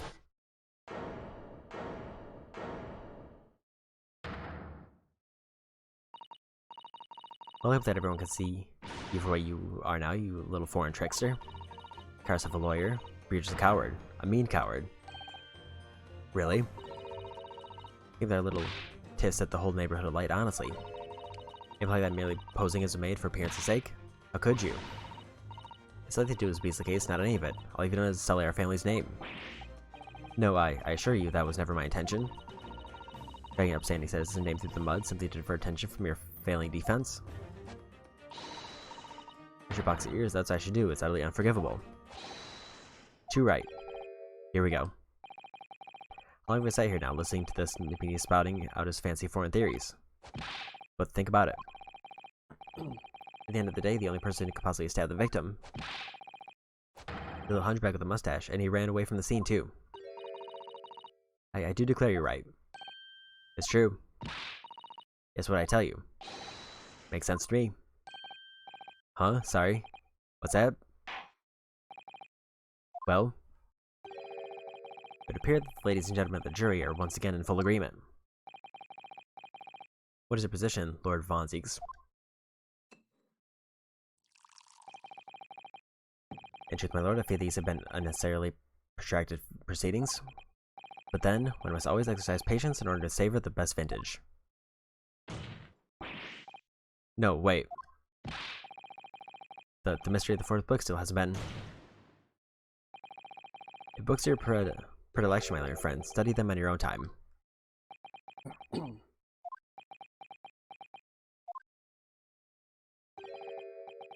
What? No, forgive the discourtesy this time.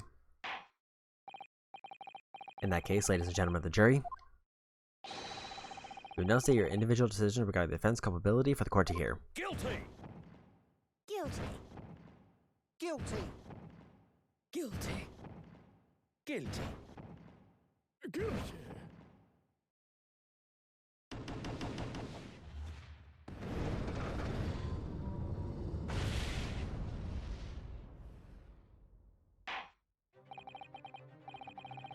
Thank you for that unambiguous response. That's twice now, it's over. Naruto, don't give up. Mrs. Sato, you've forgotten? The battle's not over yet. You're not suggesting.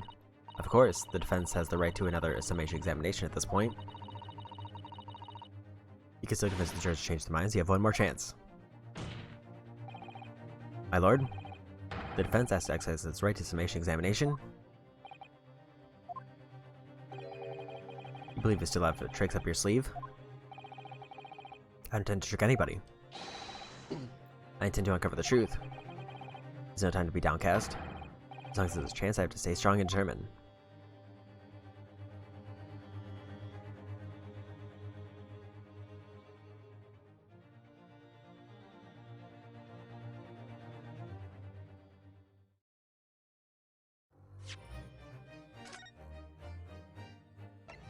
Okay, made it to part 2 of the trial.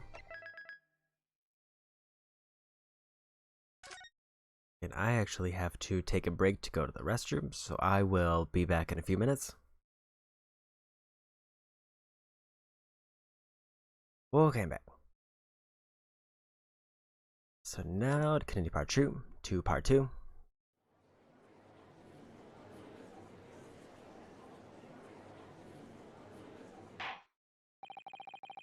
I consider the defense counsel's request for a further summation examination of the jury.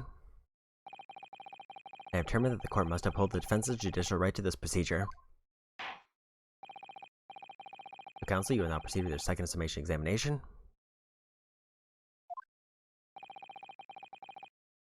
I presume the jury is ready, Mr. Foreman. You are, my lord. Very good. In that case, I must ask each of you to now state clearly and concisely for the court the grounds on which you find the defendant guilty of the crime.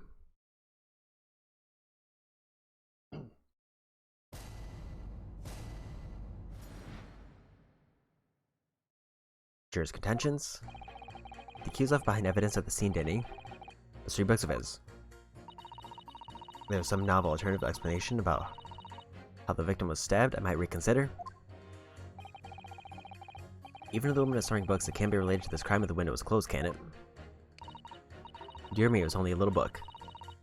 Hardly life-threatening, even with a direct hit. Good, I just want to get this over with. If I don't bring home some pay tonight, I'll be in a tiny bit of trouble. Come to think of it, we had a fire at home a while ago. It gave me the sneezes.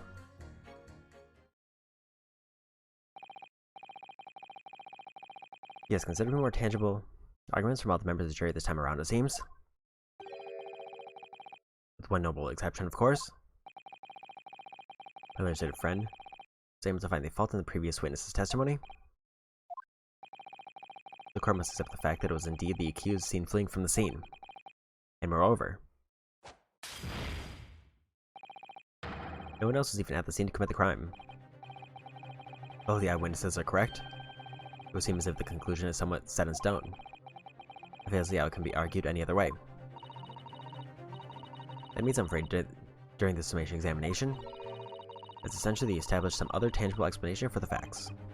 But how? What would even constitute a tangible explanation here? Isn't it obvious? Who stabbed the woman, and how? Those 2 details are all you need to provide. Simply give us a name and a method by which the attack was conducted. There's like this might be hard. Mr. Naruto, you have to do it, otherwise this really will be where the trial ends. No pressure then. That's quite enough preamble. Proceed the summation examination, please. I presume you're prepared, counsel? Yes, my lord. Alright, Ryunosuke, focus your mind now.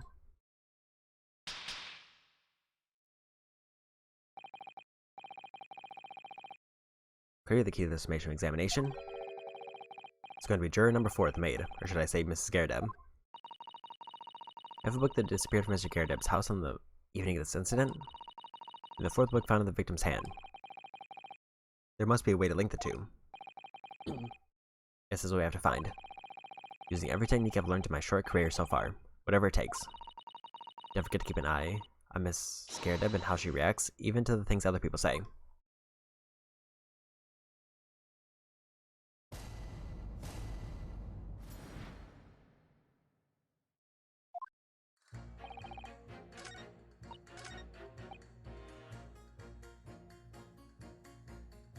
Let's start with the juror number 3.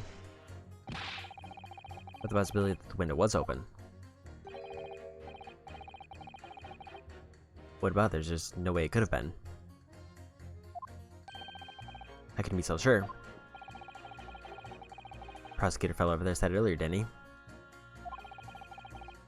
Winter's letter, no joke, you don't want to invite that sort of cold indoors. Don't know that window wasn't open. Aslan was like sitting by the fire and staying warm, you see. You couldn't categorically say that the window wasn't open, could you? If it just wasn't, they wouldn't have opened it. There was a point of even having windows, huh? Counsel, you will kindly refrain from childish bickering. Oh, sorry. Somehow I need to show there's an undeniable possibility that the window was open. Because the young man isn't going to budge otherwise. I wanna start with him because he mentioned sneezing with the window open. Hold it! Does that have anything to do with your decision about the defendant's culpability in this case? Sorry, what's that? You'll have to speak up, lad. Could you tell us more about that fire? Because last winter my grandchildren baked me a lovely cake on my birthday.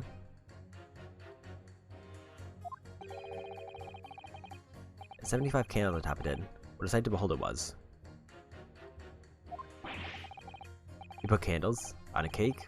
Was it some kind of devil worship? Of course not, it was an angel cake, to celebrate my birthday, obviously. Seems the common custom here in Great Britain is Martian Missionary Hodo. Anyway, I muttered all my puff to blow them out. I must have blown wrong somehow. The flames didn't go out, but candles went flying all over the room. Furniture cut out and everything went up. The whole place filled with smoke. Definitely sounds like devil worship to me. And by the sneezes, I presume you mean a cold? But how did you catch a cold from a fire? What if you ask us? The grandchildren, bless them, threw water over me as I tried to put out the flames. And then because the whole room had filled up with smoke, of course. Okay, that seems like the obvious answer. I'm just wondering when I'd open all the windows to clear it.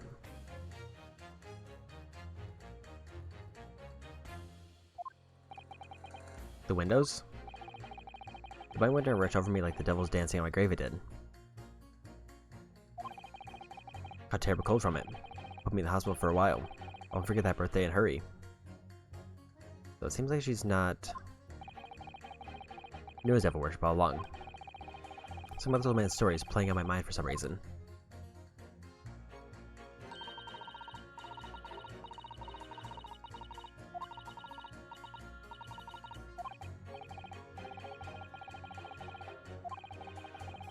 Rising events are right, even in the face of logical arguments to the contrary. Put them against each other to force them to accept an alternative explanation.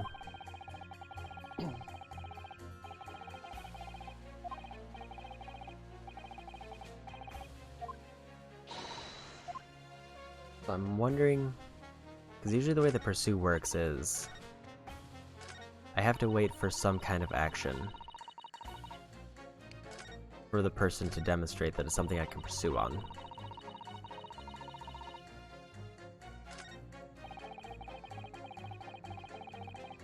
Hold it! Just know there are 4 books, not 3. So what difference does it make? There's every possibility that the 4th book belongs to the defendant's landlord. Yes, that's the part I have a problem with. Sorry? Well, at that point the woman stabbed this landlord fellow was at home, wasn't he? Trying to fire scrape with his wife or something, he said. That's not exactly how I put it, no. I just put this fellow's wife or somewhere else when it happened.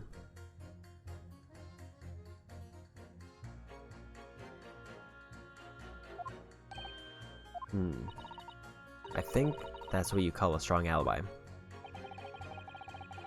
It couldn't have been the landlord who did it, which only leaves the Nipponese fellow. Honestly, I can't see what all this palaver's about. It's a done deal, isn't it? I suppose it is, since I have nothing witty left to say.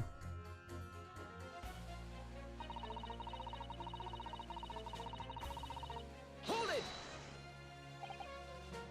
So you might be willing to change your decision, you mean? Well, there's delayed on your face, but I'm afraid I shan't be swayed by emotion. Despite what you may think of me, I'm a very modern, metropolitan, and rational woman.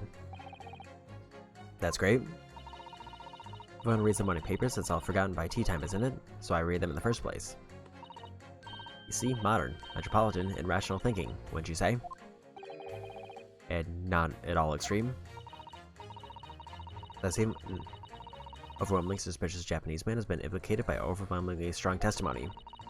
Despite one or two minor puzzlements, I do declare that the man is overwhelmingly guilty. Modern, metropolitan, and rational logic, wouldn't you say? Overwhelmingly. But us modern gals are always delighted to the embrace of new fads, you know? I'd only be too happy to consider an exciting new theory if you could come up with one. I could do that too. If only I could. Do our very best not to disappoint the modern and metropolitan young lady. Right. I'm glad you admitted rational there.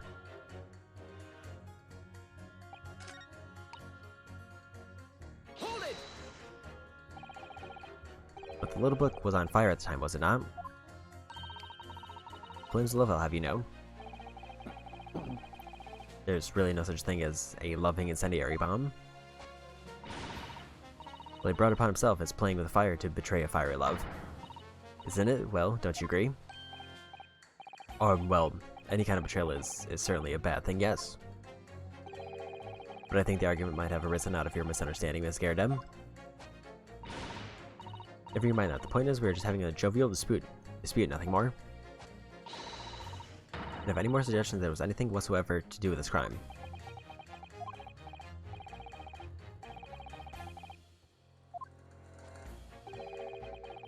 You seem to be turning here, Miss GamerDLM's relentless onslaughts. Almost as though he's used to it. What a gentle soul he is.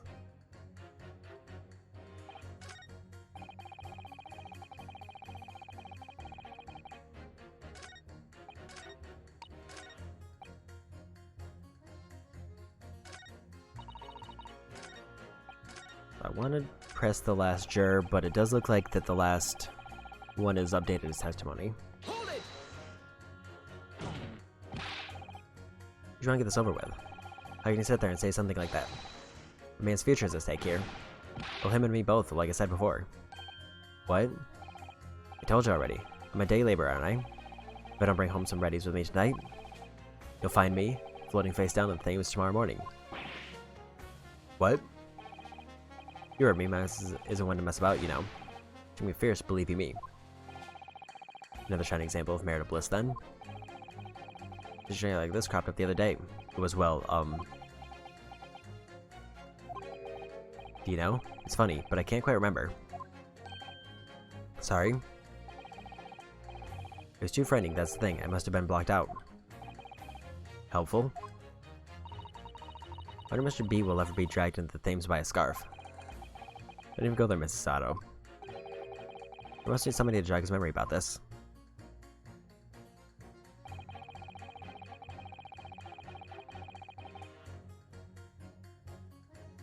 I think I want to pit him against number 6. Number 3. They do? How is that, Council? Don't point at me again. I told you, it wasn't me. What's that you say? Speak up, lad. Speak up. Number 3, do you see? Oh, me? See what, sir? Your number 6's account of his birthday celebrations last year? He's like being a Londoner. He once opened his windows in the middle of winter. Well, yes, of course, because it was an emergency. I mean, obviously, if the room was filled with smoke from a fire, then you'd be mad not to open the Oh. Exactly. On the day in question, the time of the incident, there's a fire in the GamerDLM household. Mr. GamerDLM had the following to say about it. The place filled with smoke. Oh my. Excuse me. Juror number 4, do you have something to say about that?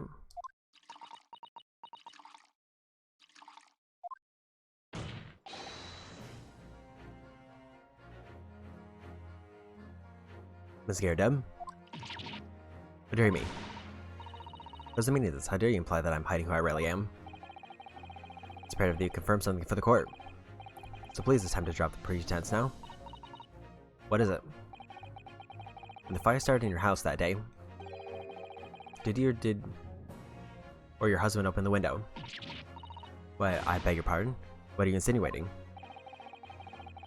The room went thick with smoke after the carpet and bookcase caught fire as they did. In a situation like that, it's inconceivable that you wouldn't have opened the window. What if we did? Alright then. Yes, you're right. My husband is frantically trying to open the window, which can't have been easy since I continued to give him a justly deserved book battering. Even though their house was on fire. But you never stop throwing until the anger subsides. It would be terribly bad for the nerves to do otherwise.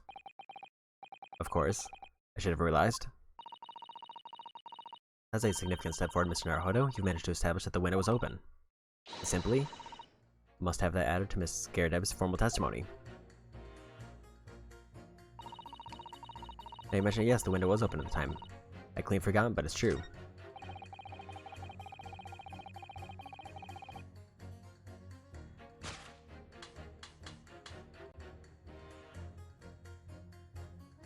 Objection. I think those two statements clearly contradict each other. Sorry, but as foreman of the jury, I have to object. That's complete nonsense. What? Hey, don't forget an educated man, and there's no contradiction as far as I can see. Yeah, I was hoping that those two would build on each other, but whenever it was an attack against the good member of the jury council, there's nothing whimsical about it. Very important to listen carefully to every juror, Mr. Naruhodo. You can decide where the contradictions really lie, if there are any.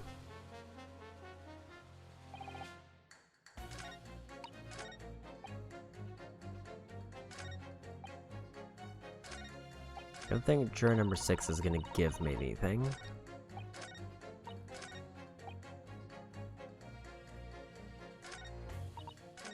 I think I want to keep going for number 3 to add to this statement. The point victim was attacked on Briar Road.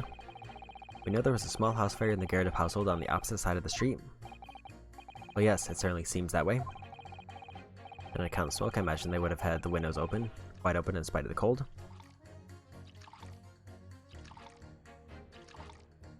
Excuse me. Number 4. Where was it? Did that statement trouble you in some way, perhaps? Nothing troubling me. That little Japanese lodger with a funny mustache.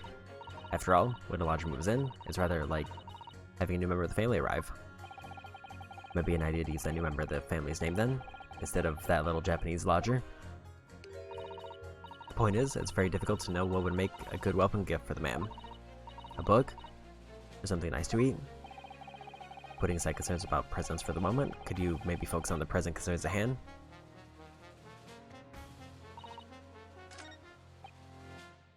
I guess, Hold it. Fourth Blade found the scene of the crime was very obvious signs of fire damage. And the title of the book is The Lion's Pride. Same time, in fact, as the book that Mr. GamerDLM told us he'd been reading. I really couldn't say. On the day in question, did you or did you not throw at your husband the copy of The Lion's Pride that he'd been reading? I did. That's the first thing I could lay my hands on, so I hurled it straight at him. And now you come to mention it, yes. He's rather enjoying reading it. You're right. Why did you not reveal this information to the court from the outset? Because I couldn't, you little man. I don't remember. Times like that, you pick up and throw whatever you can lay your hands on as well as you know. I really don't. Everybody knows I was throwing a book, much less the title of it. Excuse me. What is ledger number 5? You know something? I remember what it was, that memory I blocked out. Ah. It was listening to what this granny was saying brought it all flooding back. What are you calling Granny, you cheeky devil? Mrs. Garrett or the maid, I'll have you know. The man doesn't even flinch. Please tell me that's not because he's so used to being hit all the time. It was about 2 weeks ago now. I just got back home after work put my hand in my pocket for the wages I just earned that day, and I nearly died. There was a hole. Every last penny had dropped out. Oh dear, what a disaster. You haven't heard half of it, boy. Oh? I was cutting up some chicken at the time. I could hardly get the words out, but I told her straight. I've lost a day's wages, love. Next thing I knew, the blade was whistling past my ear. Stuck to the wall next to me it did. About an inch deep. No words, just terror. Next to nothing, you know, that got awful stench of the Thames. I was sure I was gonna end up face down in the muddy banks that night, I can tell you. Now that's a real disaster, isn't it? I'll never use the word lightly again. Anyway, the point I'm trying to make is this. The moves a rag, they'll throw anything, you knives, knuckles, hatchet, hammers, you name it. It makes me think that all women are so short-tempered and unrefined. I wasn't thinking that. Bring household objects that people is, well, it's so uncivilized. At least tag with honor using a bow or the like. What? A tag? Who are you going to tag? Never mind. Anyway, this man's words could be rather significant, I think. Alright, we'll come back to the bow and arrow thing later, if I dare.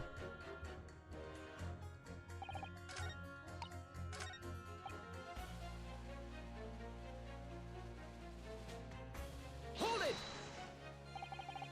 I really threw a kitchen knife at you. That's right. You're shopping me with it. Had a tidy edge on it, believe me. Still, it's all memories, isn't it? Sorry for that smile she threw at me when we were recording. Since then, the list of things she's thrown at me has grown along with our relationship. A cup, then a glass, then a pot, a kettle, a chair, a wardrobe, a cooker, a bathtub. You must be even beefier than you. Things came to head last week when she threw me right into the Thames. Still, it's not so bad when she's calmed down. So sweetheart, really. I'm so happy for you. You gotta know what I think. I think this whole idea of ladies first that we're so obsessed with in this country started by some clever lads who had been tossed in things a few too many times by their wives. That's a very interesting theory. What a terrible thought.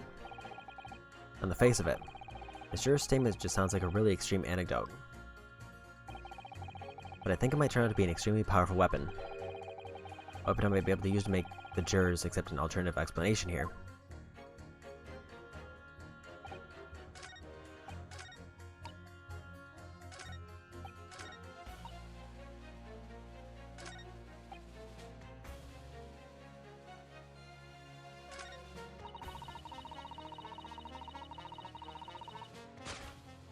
What if I do those two? Objection! Those two statements clearly have a deeply significant connection. Good grief, you mean they don't contradict each other? Explain counsel at once.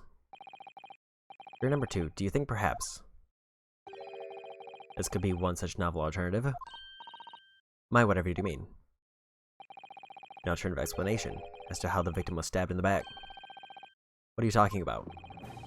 We demonstrated that the 4th book, The Lion's Pride, that was found at the scene of the crime, originated from Mr. Garrett's room on the top floor of his house. Therefore, it's really possible that some other object beside the book could have found its way from the Garrett household to the street below. What's that now? After all, Mrs. Garrett could have thrown a number of different objects at her husband. Isn't that right, juror number 4? What do you insinuate now, you little beanpole? I'm beginning to think that, ever since the true origins of the book came to light, perhaps she's had a feeling this might be what happened. Hey, listen here, you Eastern Gala. As a former juror, I demand a straight answer. Give us a yarn about some other object made its way out to the house. But what? What was it? I'm gonna take a big gamble here. That was a bold accusation to make, but I haven't any real evidence to back it up. But I'm certain. At the very least, this warrants further investigation. Alright, Mr. Foreman, I'll try to explain the defense's theory. The object that found its way from the Garrett household to the scene of the crime was... Take that!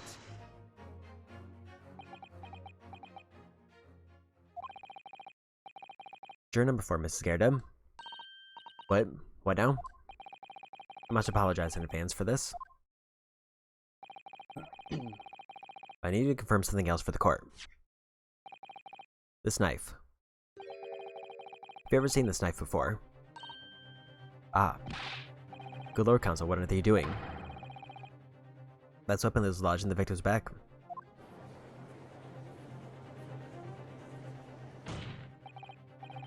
My lord, remember that when the victim was attacked, Mr. and Mrs. Garrett were in the throes of an argument? Miss Garrett was hurling anything she could at her husband, who'd been backed up against the window.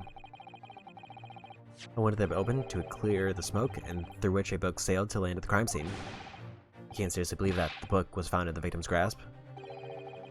Are saying that it flew out the window and across the street to land neatly in her hand? Even my missus hasn't got a name like that. Yes, I admit there are many details we don't yet understand. But that's the point. That's precisely why. We must not allow the trial to end. Not right now. Oh my. Ms. Garrett, your answer please. Have you seen this knife before or not? Oh,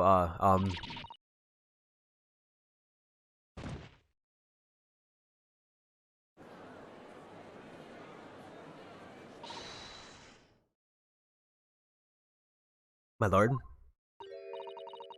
I wish to change my decision. I'm a woman of my word after all. Thank you, madam. Yes, I agree. I certainly didn't see this coming, but I just don't think it would be right for this trial to come to an end now with so many unanswered questions. Mr. Foreman? I'd have to agree. Not that I think the granny did it, mind.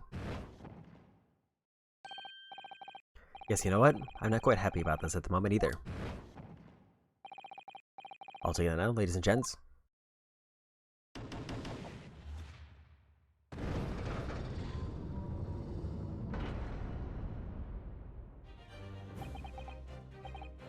We did it. Congratulations, Mr. Naruhodo.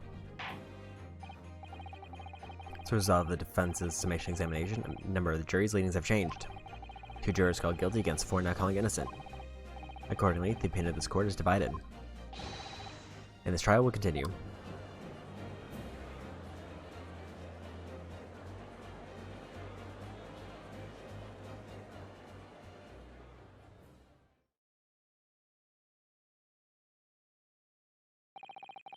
Now then, Lord Von Zieks, how does the prosecution wish to proceed?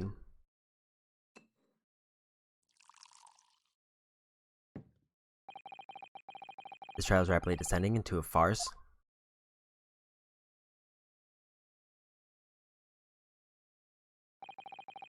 Like a corked wine, the first few sips are bitter enough. What follows is so repugnant, it's good for nothing save the gutter. If I may, Lord Von Zieks. The defense has just put forward a credible alternative explanation for what happened. Credible? Is that your considered opinion, Mr. Foreman? The defense argument is a joke to which I barely know how to respond, but let me start by insisting. You must all familiarize yourselves better the relative positions of those places being discussed. What do you mean by that? What's his angle this time? It should be more apparent that between the crime scene and Mr. GamerDLM's household runs through the wide street, Briar Road.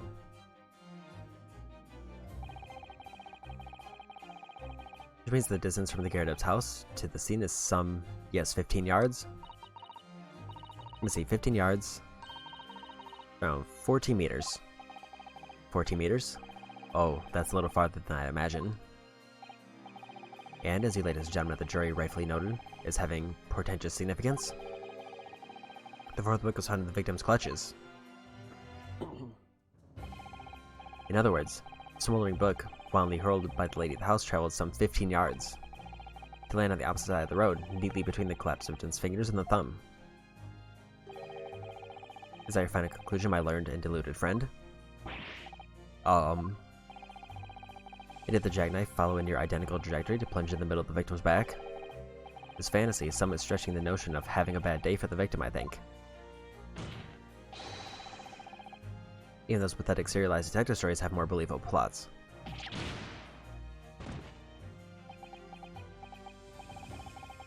There's nothing I can say to that.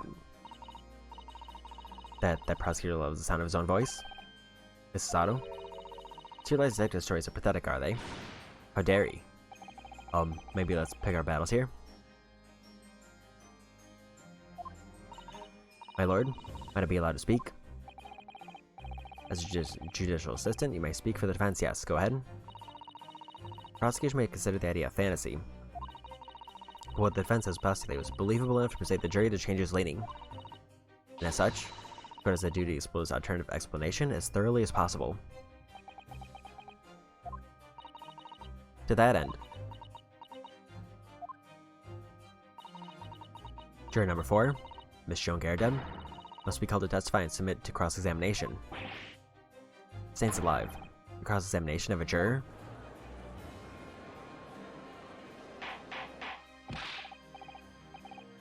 Well, this is highly irregular.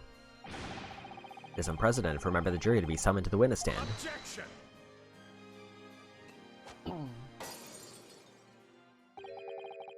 And unnecessary. Lord Von Zieks.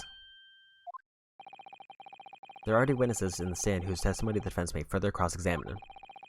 When I learned friends' farcical theory has any truth in it, then both a burning book and a jackknife must have flown through the sky before this couple's eyes. You must assume they would be able to testify accordingly.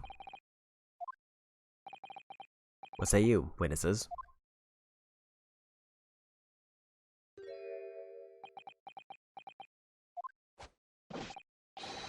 Yes, sir, Constable Raleigh Beat, reporting for duty. Well? Good morning, officer. Sorry for dozing until now. I haven't slept for a month on account of a villain who's appeared on my beat.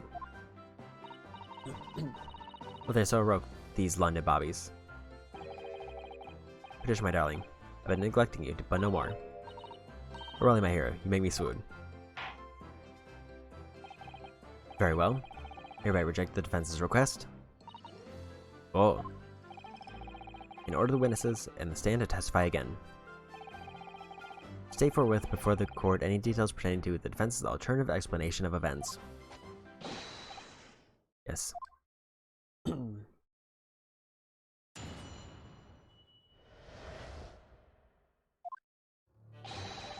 This case has nothing to do with Mr. and Mrs. GamerDLM. Believe me, London Bobby is good for his word. You see, the windows on the top floor of the GamerDLM house are top-hinged casements. Obviously, if anything had been thrown out of the window, we would have seen it. I did leave the scene and go and fetch help, but my trusty Raleigh was there to make sure nothing was disturbed. I didn't take my eye off the crime scene for one moment. Nothing strange to report on that front. Well, this is quite startling. Top-hinged casement windows. A detail was not in the police report. Constable? Ah yes, sorry about that. I must have been a little drowsy. You cannot excuse your sins with drowsiness every time, Constable.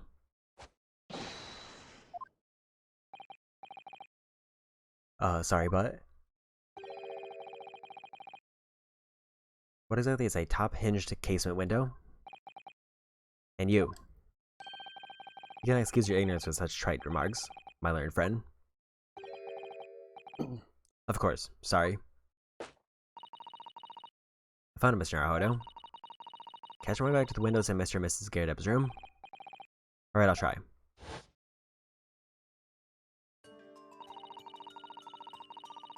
The window opens in order to allow air to circulate inside the house. But as the top-hinged casement window, it swings open along the upper edge, you see. I'm glad you've rectified your ignorance. A casement window's most prominent feature is its stay, a metal bar which prevents the window from being opened beyond a certain amount. It prevents it opening. This is all news to me. Absolutely correct. In other words, if a book or knife were to have been thrown through the open window, it would have clattered against the pane and fallen straight down to the pavement below. No. See the problem then. Good, your education in Windows is complete. There's never any possibility of either the book or the knife traveling 15 yards over the road. That is unless the window pane had been shattered, something we've discounted already. That can't be.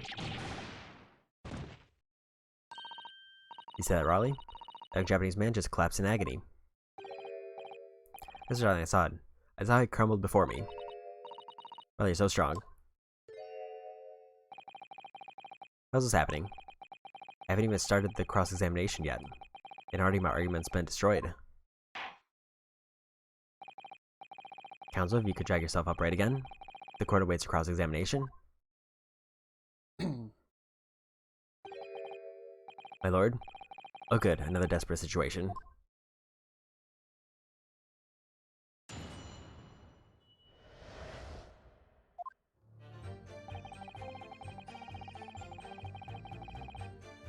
Hold it! How can you say that for certain? A very good question, sir. And the answer is this. It has the noble founding principle of the force written out as a reminder to all us policemen of our sworn duty. He shows up before, didn't he? Did he? I can't say I remember. To patrol the streets of London town and uphold the peace of the common man. It's what the job's all about. And that is why I can stand here today beside my long-suffering wife and tell you Bobby's good for his word. While rubbing my tired eyes admittedly. Oh, you're so manly. Of course I am, my darling Patricia.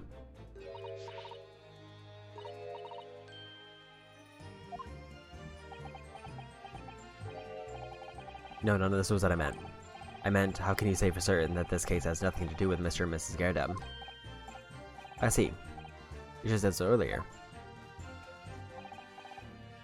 Yes, well, so could you answer the question?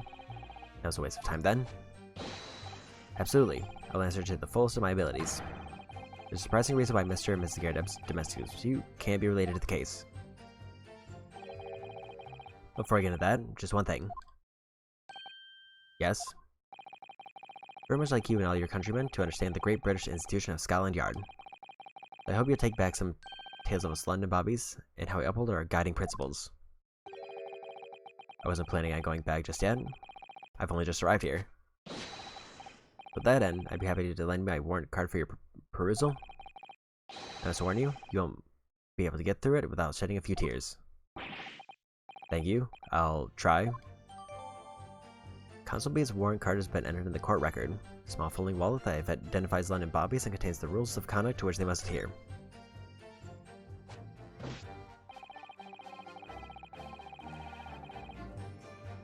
The windows are on the top floor of the GamerDLM's house are top-hinged casements. What do you mean they don't open fully? Is that correct? I want to take a look at that book first. For the warrant card. A policeman is strived to preserve the peace within his allotted beat. A patrolling officer is expected to walk 20 miles around his beat every day for the furtherance of community relations. Any crimes fall under the jurisdiction of the beat in which they are discovered. When a crime is discovered on his beat, a policeman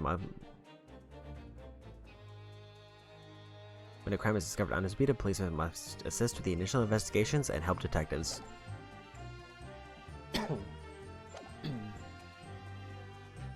Which means they don't fully open, is that correct? Yes, sir. They're just there to allow a bit of air through the house, you see. So they're restricted as to how much they open.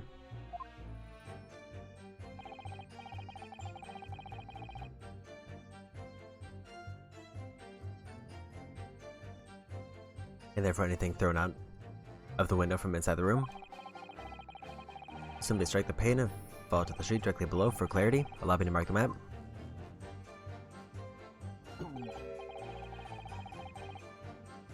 Here's the location where the objects would have fallen. Yes, directly opposite the scene of the crime, on the other side of the rather wide road. It's been so hard for somebody to mention this top hinge casement thing before. Well, I have another question for you, Constable. And what would that be? How do you even know? Why would you have any idea of what sort of windows Mr. and Miss Scaredup's house is furnished with? Ah, well, that's very simple. You see, I helped with the investigation yesterday. Excuse me. Do you have something to add, Miss Beat? Oh, sorry. You look, well, delighted. Is there some particular reason for that? I was just remembering, that's all. You really were so lucky. Lucky? What do you mean? Well, of course I feel terrible for the poor woman who was attacked. Don't misunderstand me. We were just so lucky it didn't happen on Raleigh's beat. It was so close, you see. Oh, I hadn't realized. There's that street, Briar Road. That's the boundary between Raleigh's beat and the next one. Isn't that right?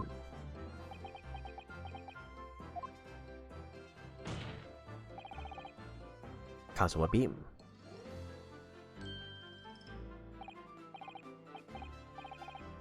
Oh, yeah, yes, that's right. That's right, I was helping out with interviewing the occupants of the GamerDLM household yesterday. I was on my beat, you see. I really was cutting it close then.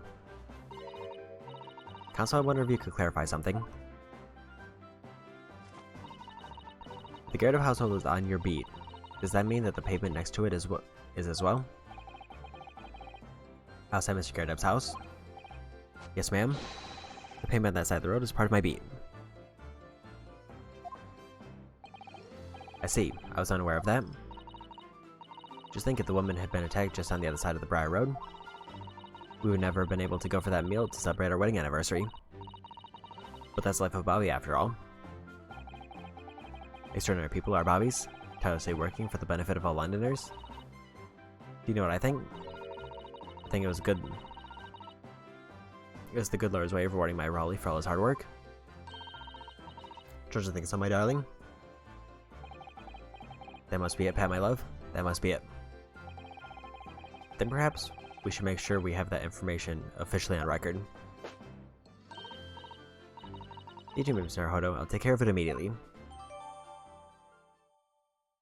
Case files information has been updated on the record. The pavement where the victim was found, it lies just outside Constable Beat's beat, the border of which runs down the middle of Briar Road. Now it's my turn, I think.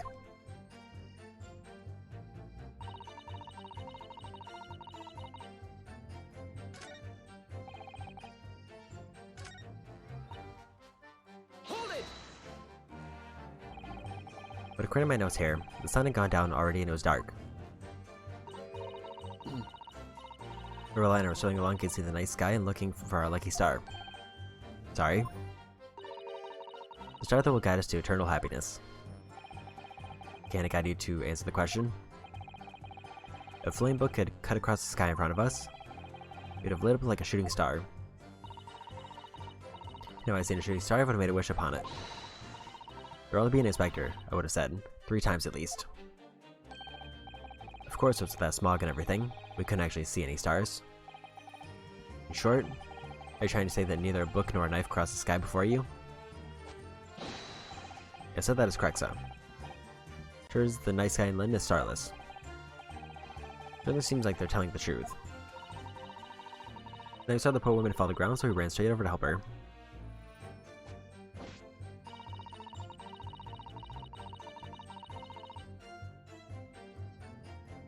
Hold it! Yes, you said that you went to a nearby police box to fetch another officer. Is that right? That's right, yes. We've been at Raleigh's beat. I don't know exactly where I was going, of course. Don't feel bad. Can't be expected to know the location of every police box in every beat. So Raleigh told me the way. Only, I sort of got a little lost on the way. Patricia, my darling. So I love you. Your terrible sense of direction is bewitching to me.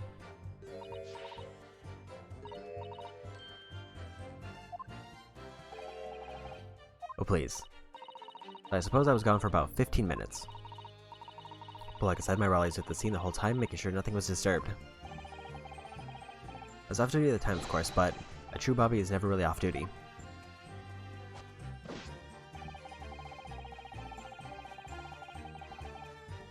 Hold it!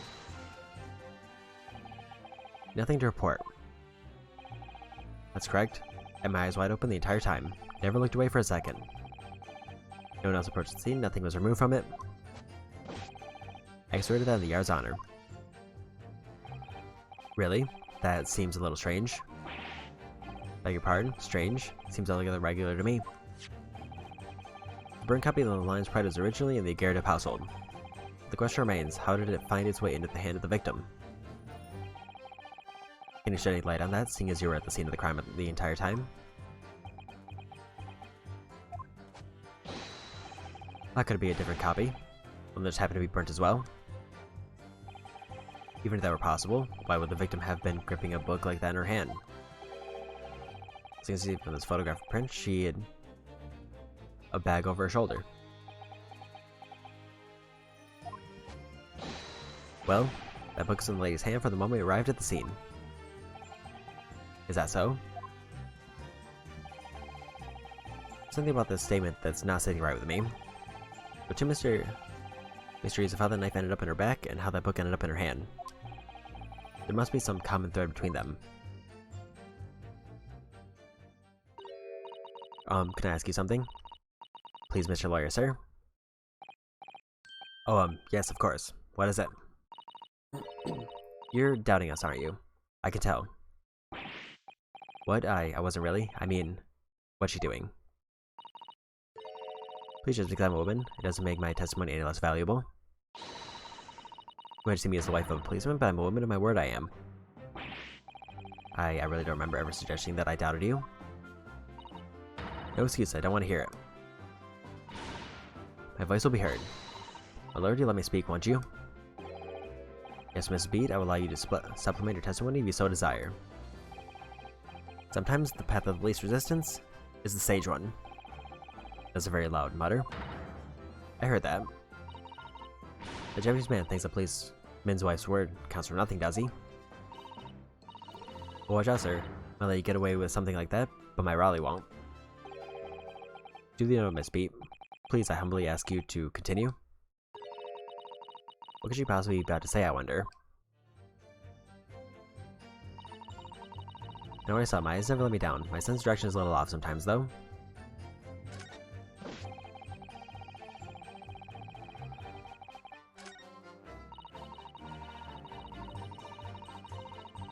Hold it! Miss Beat, nobody is questioning what you've told us. I saw I did that, I saw it clearly. The Eastern man with the whiskers and the funny curved bag slinking away from the scene.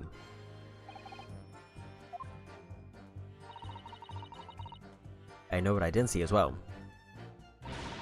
I seen flaming books or knives flying through the sky. All very clear. You also mentioned something about having a poor sense of direction. Oh yes, well, that's a little embarrassing, really. I'm always ended up at the wrong place when I've made arrangements to meet Raleigh. He gets ever so cross. Excuse me! Constable Beat, is there a problem?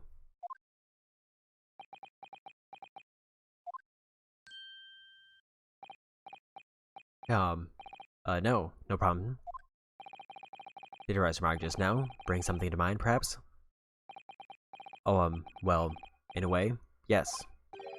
I was just remembering that the same thing happened that evening is all. You mean Miss B lost her way? On the night of the incident?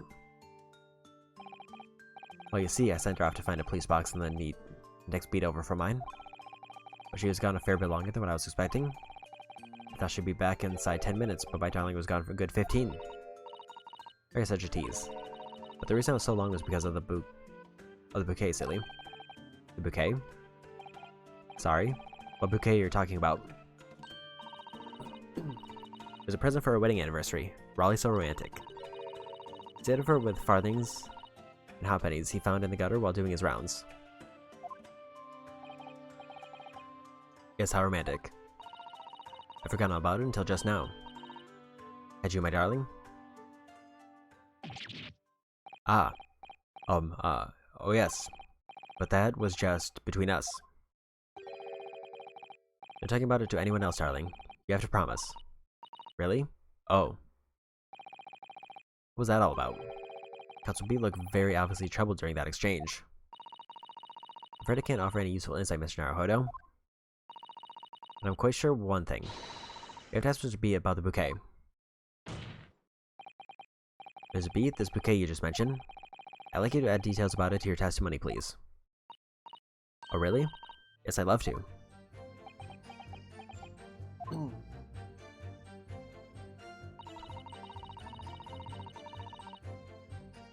Hold it! You mean you dropped the bouquet at the scene of the crime? Yes, that's right. I was so upset. I ran over and saw it was a woman with a knife at her back. I was so shocked I dropped the bouquet Raleigh gave me. It was in a dark spot where the street lights weren't casting any light, so I didn't notice at first. And then you went to the police box to report it to the policeman whose beat it was on. Yes, then I came back to the scene together with the other constable, you see. And so I spotted my bouquet again, but the funny thing was, when I went to pick it up, it was nowhere near the victim's body at all. In case he reminded me of beat, the victim was not deceased. I was all flustered for a moment before I heard a voice calling me from the other side of the road. Your husband, presumably. That's right, silly me. I'd gone over to the wrong side of the street. Although I'm going to blame the bouquet this time. I can't think of how it got there. I really can't. The bouquet someone moved from one side of the Briar Road to the opposite. Curious indeed. Isn't it? But the worst of it is, I forgot to pick up the bouquet again when we left the scene. That beautiful rose Raleigh bought me with that change from the gutter he spent so long collecting. By bouquet, you perhaps mean this, solitary rose? Oh. Oh yes, that's it. That's the bouquet Raleigh bought me for our anniversary, with old bits of change he found in the gutter. Maybe you just call it a rose?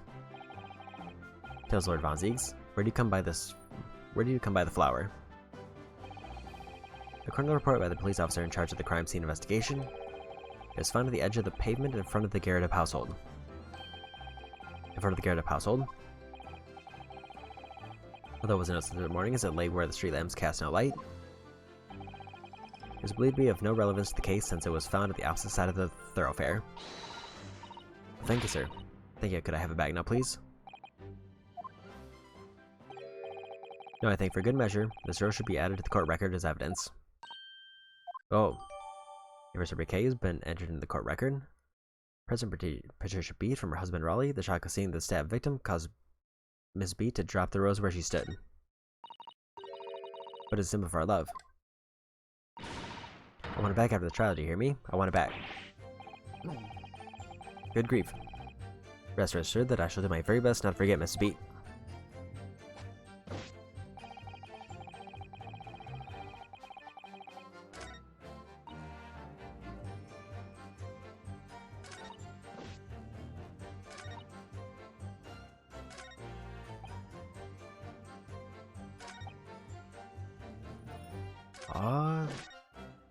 So I think I know what I want to do, but at least I know how to... So the answer is that the body was moved across the pavement into another person's jurisdiction.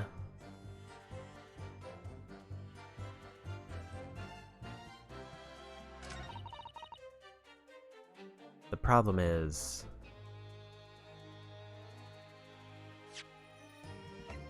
I think I gotta put a save in, because this is one of those things where it's like... Given the pieces we have, it's pretty much set up that the body was moved over to the other side so it wouldn't interrupt their plans.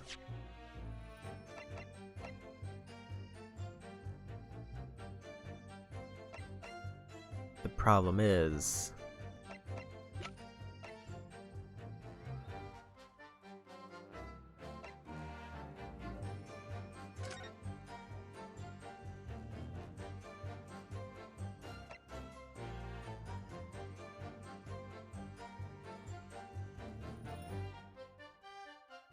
Crime discovered on speedy police was assist with the initial investigation, help detectives.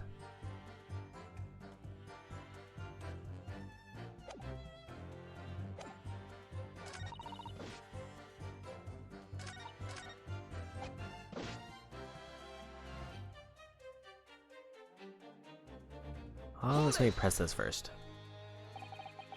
Nothing to report. That's great, I had my eyes wide open the entire time. Never looked away for a second. When else approached the scene, nothing was removed from it. I started that in the odds honor. Here, that seems a little strange. Beg your pardon, strange. Seems altogether regular to me.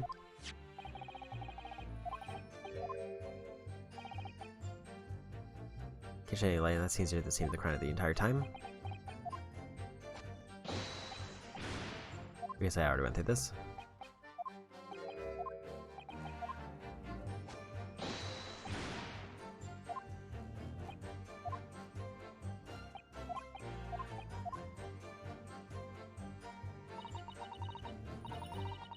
What do you make of all this? That even invisible attacker has been troubling me all along. I believe I'm starting to get a picture of what really happened there here now. Fourth book that no business being at the scene of the crime made me sure that Mr. Garrett was hiding something from us, but it's becoming increasingly clear that someone else has been hiding something from us as well. Think you might have been armed with everything you need to strike a decisive blow here? I'm gonna suppose the whole truth about this mysterious affair. So yeah, this is the problem that I'm running into, is that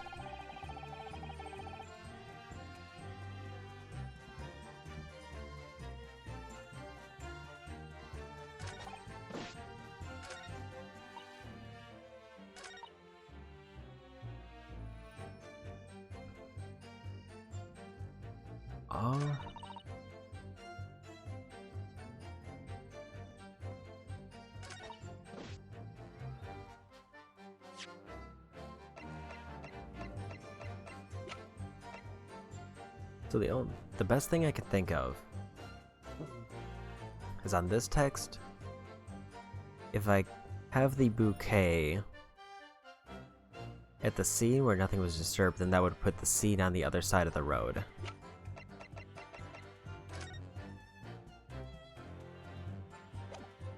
Which would be in his jurisdiction. And I think his warrant card's gonna come up later. So let's try this here. That's not gonna work.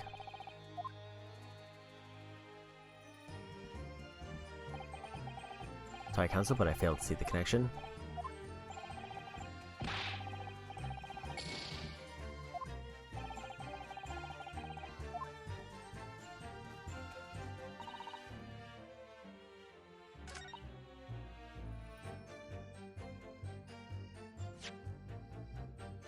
So I think I want to try the bouquet here to see if it does anything. Objection!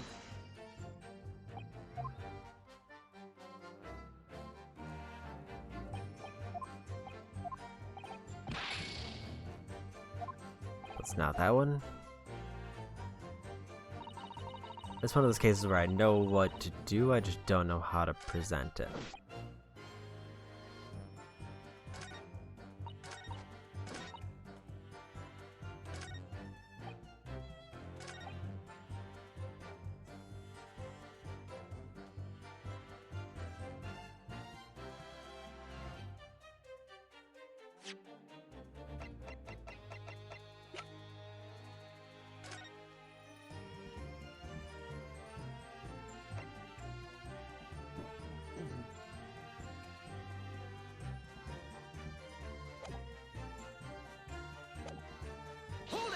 go through this first.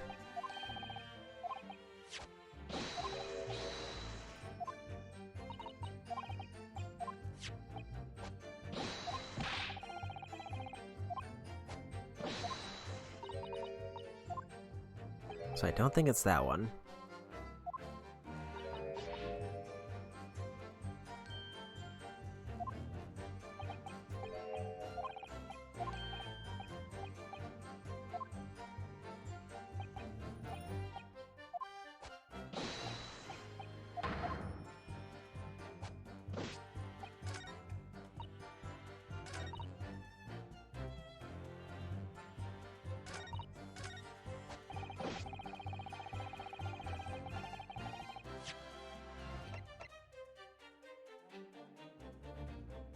So this is the other thing that I think is described as off, is that he said he was basically on the other side of the street when she returned. Objection! Okay, that was it. You think Council beat that there was nothing to report in the 15 or so minutes you were guarding the scene. But that cannot be. But what do you mean to say? In your testimony just now, Mrs. Beat, you explained to the court that when you arrived back at the scene of the crime with a policeman assigned to that beat, the bouquet you had dropped at the victim's side was no longer anywhere nearby. Objection! Yes, on the opposite of the Briar Road to where the victim was attacked. Considering the size of that meager bouquet, if a single sorry bloom could be so described, no doubt it was blown in the wind across the street, back into the gutter where it belongs. Meager? Objection! But if that were the case, why did Constable Beat not testify to the fact?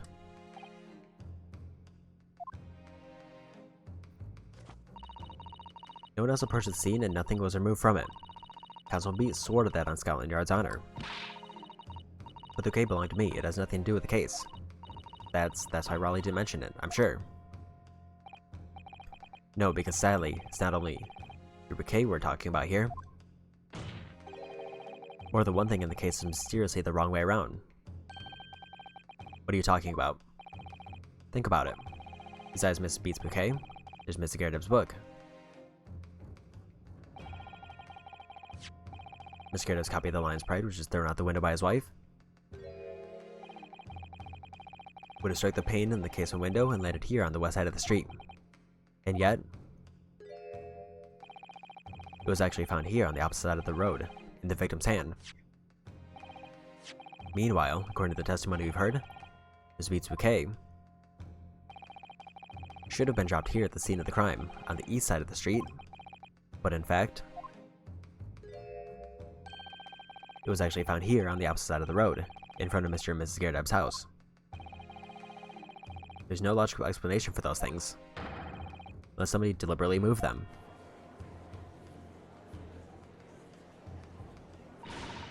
What are you trying to say? The way you're talking, it sounds like you think my Raleigh's done something wrong. Don't you listen to what that scrawny lawyer says? Twittering on about books and bouquets, why should we care? It's nitpicking, that's what it is. Oh good, Mrs. GamerDLM's come around. You might call it nitpicking, Mrs. GamerDLM. But deliberately meddling with the scene of a crime is a criminal offense. It's called, tampering, Mr. Naruhodo. But the person responsible for this tampering cannot admit to it. For a very subtle but compelling reason. Objection! Tampering? You barely heard the term before. Tell us, my lawyer friend. Who would have possibly had the cause to carry out such an elaborate deception? Yes, there is someone who tampered with the scene of the crime that evening. All the evidence and all the testimony points to that one particular person. Counsel, I must demand that you substantiate this conjecture. Who are you saying is responsible for tampering with the scene of the crime?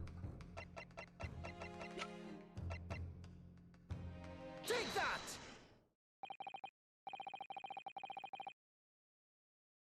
Obviously, there's only one person it could have been. Constable Raleigh Beat, it was you. What? A policeman? A member of Scotland Yard? What nonsense, why would my Raleigh do something like that? There's no one straighter than my husband. Nobody works more tirelessly for the people of London. Mr. Beat? It's in your testimony that your husband asked you to go to a nearby police box to fetch the officer on duty. The 15 minutes that you were absent from the scene is the only opportunity anyone had to tamper with it. You're making it up, it's all nonsense, it's all lies. But that Japanese man with the whiskers, I bet it was him, he did it. Objection. If that was true, Constable Beat would have seen him do it. Oh. And forgive me for pointing it out, but when you dropped your bouquet, Miss Beat, it was after the defendant had fled the scene. Well. Objection.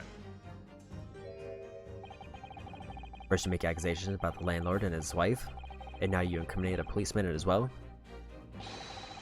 Your accusations like one very important thing. You claim the crime scene was tampered with.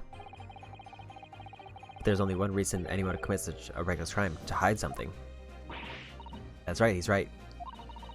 My husband and I just happened to be there. That's all. If I would have anything to hide, it doesn't make sense.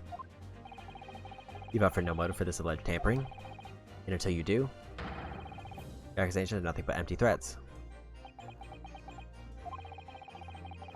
Constable had a very good reason for wanting to tamper with the scene of the crime. That's the key to this entire affair. Mr. Naruhodo, have you managed to solve this mystery? Counsel, you've made a very serious accusation against a London police officer. If you're mistaken, I'm sure I need not point out that your reputation as a lawyer will be irrevocably damaged. That stark one in your mind, you will now explain to the court the motive for this alleged tampering. Yes, my lord?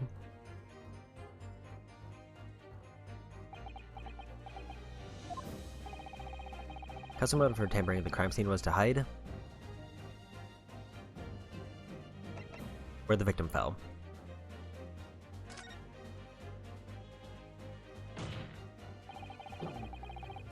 Where the victim fell to the ground. That is what this Bobby had to cover up, at all costs. What? Where the victim fell? You mean where she was attacked? What are you talking about? We told you at the very start, didn't we? On the pavement of Briar Road, we saw it happen, remember? It was right here, as if anyone didn't already know.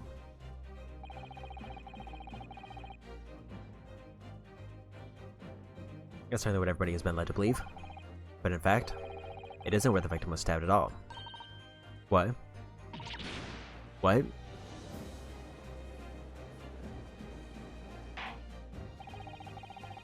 I'm beginning to wonder whether this tumultuous trial will end, counsel. That's your assertion, and the court is dying to know. My Nepin's friend. Are you proposing that the crime actually took place that evening?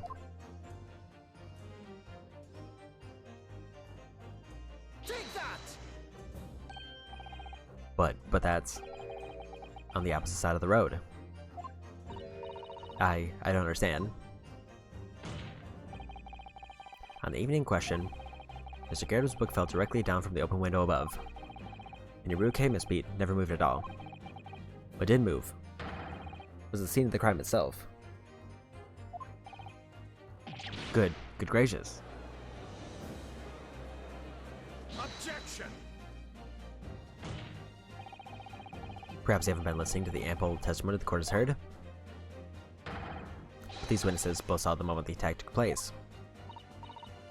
That's right, I saw it with my own eyes.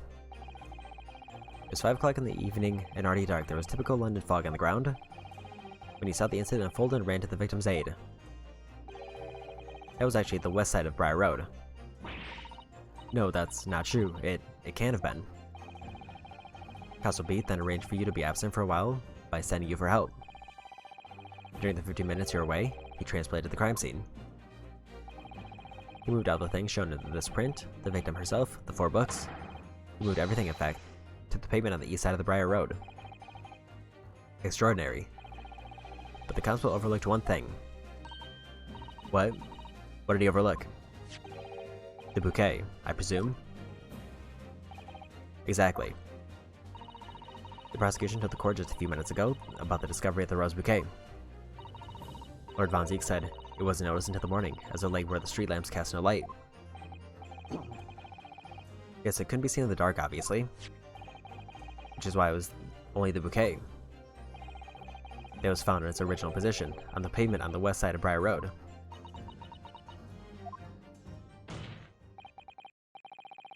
And that is the defense's theory about what really happened that evening. How do you respond? Constable Raleigh Beat.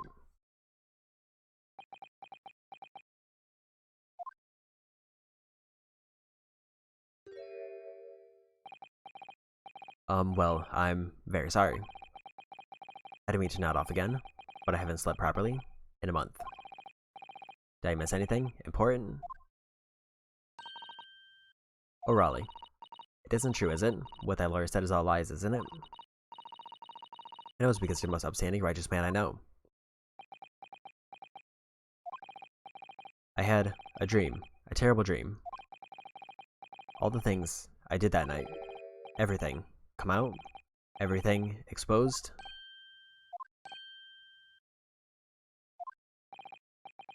Only it seems it wasn't a dream at all. Good golly.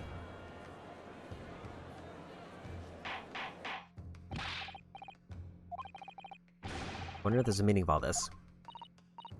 Or rather, why would you do something like this? Moving a corpse is it's a criminal offense, isn't it?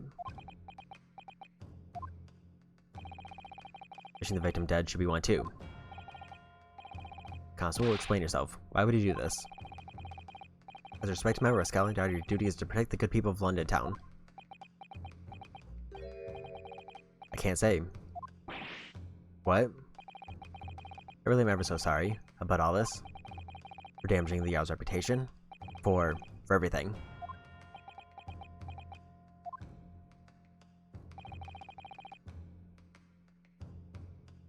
I have a possible explanation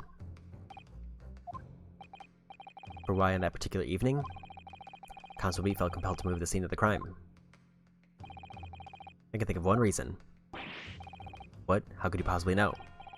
You, a foreigner, presume you'd understand the mind of a Scotland Yard policeman? And yet Lord Von Siegs, it is this foreigner who has uncovered the startling truth of the matter thus far. I believe it would be beneficial to the court to hear this extraordinary young lawyer's theory. Counsel of the defense, if you please. Yes, my lord? Now then, I think you would better show us some evidence. It won't, my lord. In Japan, it makes no difference where you come from. Human emotions are the same. I think I have a fairly good idea of the feelings behind this man's actions. Gives away the motive for Constable Beat's unthinkable actions. I would guess it's the warrant card, but I'm also gonna pop down a save.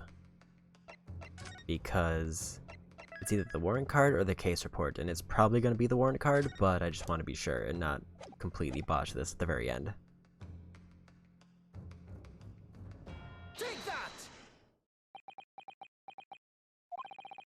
There is I'm a foreigner in this land, and I have only just arrived from Japan, which is why all this information about London's so-called bobbies is completely new to me. I learned that though honorable, patrolling the beat is the most demanding work in the world, for example. Keeping the peace, looking after the citizens on his beat, in all kinds of ways. There's no doubt that the young Bobby is charged with a great deal to do each day, certainly. But for Constable Beat, the day in question was special. Special? How? On account of this bouquet, my lord. Oh yes, it was our very first wedding anniversary. Constable Beat had worked so hard to be able to afford this simple gift for his wife. He was so looking forward to taking her out for a celebratory meal. When he, Mr. Beat, stumbled upon a crime along Briar Road. When he saw that shadowy figure through the fog collapse on the pavement ahead of them, it must have gone through the man's mind. Besides, just on that one particular day, I was looking forward to celebrating my wedding anniversary. Mr. Beat puts up with a lot of being married to a Bobby like me. I want to show my dear wife how much I care.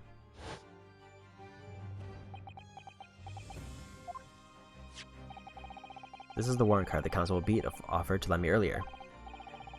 Inside, among the rows of patrolling policemen, it says, when a crime is discovered on his beat, a policeman must assist with the initial investigations and help detectives. Ah. Constable Beat? Is that, or is that not, the reason why you moved the whole scene of the crime that day? Yes. Everything you said, it's alright. So that's it?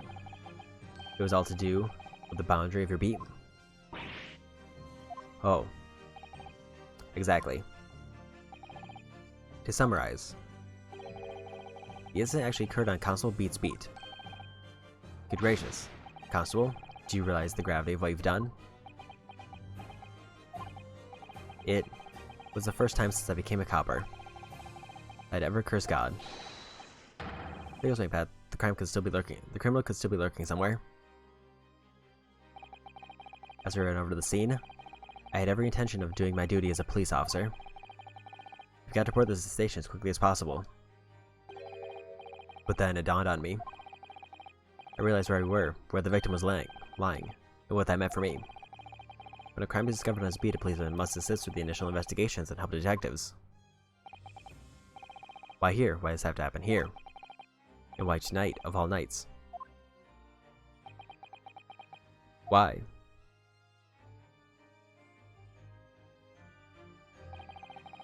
It's a copper's job to guard the scene of the crime, so I told Pat she'd have to go to the nearest police box and fetch whoever was on duty there. It was then when I opened my mouth to speak, it just came out. I couldn't believe the words that were coming out of my own mouth. This is the next beat to mine, Pat. So you have to go to the police box that covers it. Turn right along Mearsham Street and then...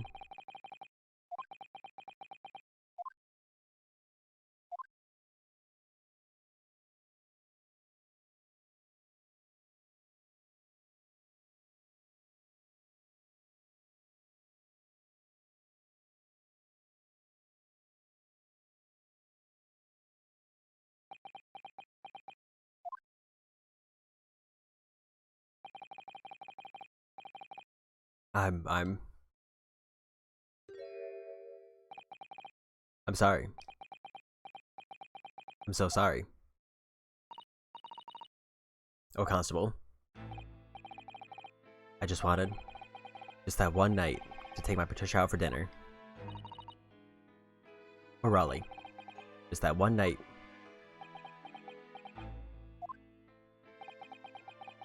You knew the incident was on your beat. Your evening celebration would be ruined. And so you decided to move the entire crime scene out of your jurisdiction. Just across the street to the east pavement of Briar Road, which falls under the neighboring beat's care. You see, I thought... Well, I was sure the victim was dead, you see? I beg your pardon? Of course he did. Otherwise my Raleigh would never left the poor woman on the freezing cold pavement. I see your meaning now. The guy got me back for my sins, didn't he? That's why. So I missed the rose I bought for Pat. I know, Raleigh, that was all my fault. I should never dropped in such a dark place. I'm so sorry, Raleigh.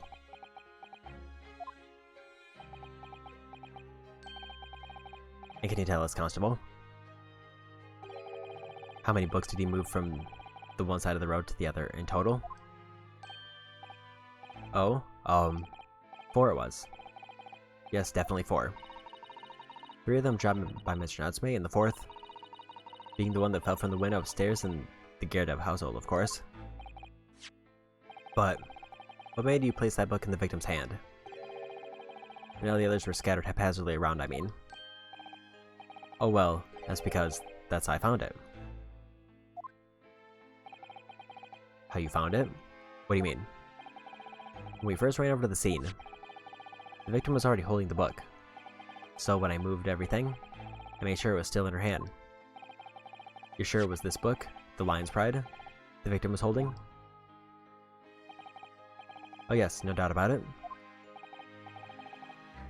Interesting.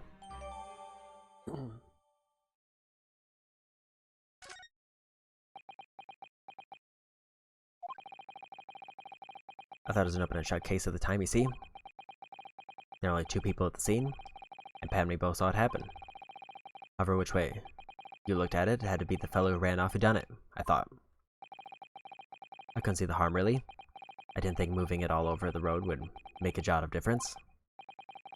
I suppose this is it for me now. I've had it. My lord? Yes, Lord Von Zieks? I believe that concludes the cross-examination of the witnesses. Constable, you may withdraw. Mr. Prosecutor, sir. What would become of my Raleigh? What will happen to him? For now, you're free to go home. The police will contact you in due course. Please don't punch my husband. This is all my fault. It's because I'm always moaning at him for coming home late. Leave it now, Pat. Let's go home. I'm tired. Alright then, my love. One last thing, Constable. Let's be a lesson to you. In a criminal investigation, every detail matters, however insignificant it may seem to you. Yes. Carve that lesson in your mind. And never again make the mistake of tampering with the scene of a crime. Never again? You mean to say... Leave, now. This trial's not over. All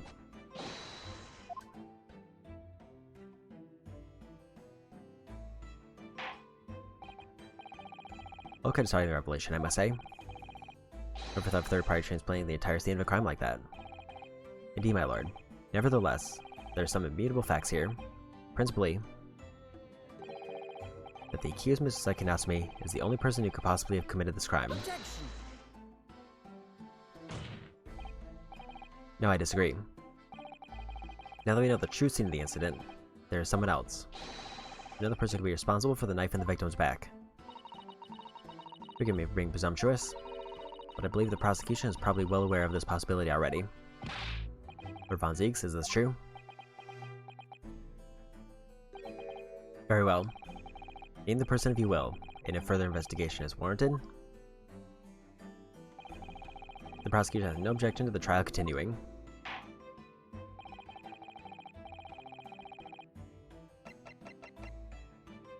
As Ms. GamerDLM. Take that!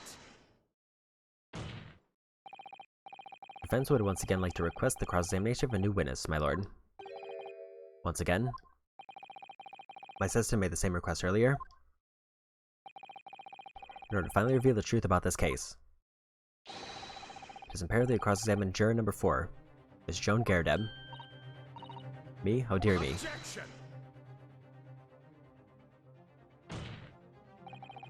That request has already been denied. Objection. The situation is very different now. Miss GamerDLM, answer me this. What do you want now, you little toad? At the time of the incident, you were engaged in a violent argument with your husband, Mr. John GamerDLM. In the course of the argument, a minor house fire was ignited. In clear smoke the room, your husband opened a window that looks out over Briar Road. But what of it? You threw this book at your husband when he was cornered with his back against the window. Upon striking the pane of the open top hinged casement window, the book plummeted directly down, finding its way to what we now know to be the true scene of the incident. Yes, and as I said, what of it? During the argument, you were beside yourself with rage. As such, you threw not just books, but anything you could lay your hands on. So, let me ask you one more time, Mrs. GamerDLM. This knife, the one removed from the victim's back, have you really never laid eyes on it before?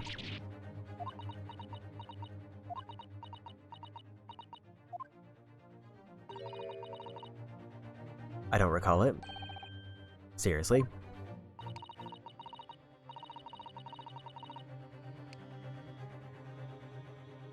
Am I supposed to remember everything I picked up and threw at my husband? And anyway, the man over there and all that regalia said. Members of the jury needn't testify, didn't he? Conveniently, yes. Objection. No, I have no recollection of saying that at all.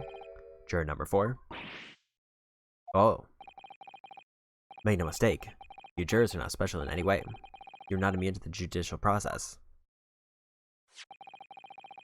If you know something about this knife, madam, let the truth come out. But that's just a common or garden knife. It could have come from anywhere. We have several like that at home. If one went missing, how do you expect me to know? What's that? Are you joking? What are you saying, please, Mr. GamerDLM? Now you listen to me. I refuse to believe all this nonsense. I couldn't bear the thought that I had injured someone. Do you hear? I couldn't bear it. Oh, the poor woman. So yes, I want evidence. I want to see hard evidence if you're going to insist on this being my fault. You're going to have to prove to me that I threw that knife if that's what you think. Come along now. Chop chop. Do your worst. Well... Mr. Naruhodo? If I have evidence like that, believe me, I would have thrown it at her already. Then take the stand, juror. Oh. The prosecution does not object to the defense's request to cross-examine this woman. Thank you, Lord Von Zeeks. I am going to have to testify. Juror number 4. As I'm sure you will appreciate, having observed it with your own eyes today, witness testimony can lead to the most extraordinary truths being unearthed. Truths of which the witnesses themselves may not even have been aware. Oh dear me. So I demand your full and unadulterated testimony, Mrs. GamerDLM. And mark my words, in this court of law today, we shall extract the truth. Do you concur, counsels? Certainly, my lord. Oh, as I'm hoping for, my lord.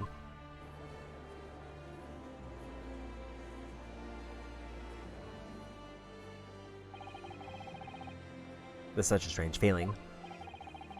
For the first time since arriving in this country, it actually feels real.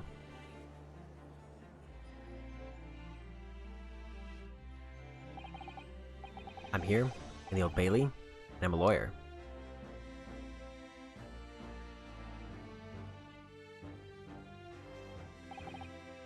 Witness, state your name and occupation. Oh, yes, my name is Joan GamerDLM. And I'm, well, I'm a juror, and such like. It sounds like even she doesn't know if she's a housewife, or maid, or what anymore. The court decided testimonies are required in order to clarify matters in this case. You understand, madam? Yes, my lord. You tell the court everything that took place in your household on the evening in question. And I warn you, do not attempt to hide the truth. Oh dear me. Chin up, Joni. Nothing to worry about now. Oh, I didn't know you were here, John. Was it only you in the room that day, old thing, was it? Rather think I ought to testify as well, don't you? But what about your knee, dearie? Don't you worry about that. Hardly notice it. You're not the sort of chap to leave a comrade to face disciplinary action alone. Oh, John. I presume you're Mr. John GamerDLM? Yes, sir. Former 2nd Lieutenant of the 3rd Regiment of the 4th Northumberland Fusiliers, sir. See my fair share of action now. Living the quiet life, as it were. The quiet life? Were you not engaged in an incendiary battle with your spouse on the day in question? Well, yes, quite. I believe this may represent a first in the proud history of the British court. Calling a juror to the witness stand is unprecedented. However, the court will hear your testimony now, juror number 4, and that of your husband. You will recount clearly and concisely the events in your home at the time of the incident in question. Sir, at once.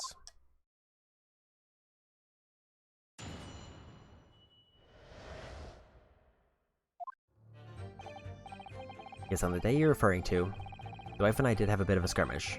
Can't recall the reason now. Knocked a candlestick over and set fire to the carpet. Soon had it out though.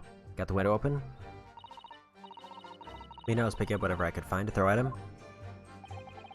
Plenty of knives around her place. Can't say I noticed if 1 or 2 went missing, I'm afraid. The bloody thing in the victim's back really was one of ours. We'll have a job proving it, I think.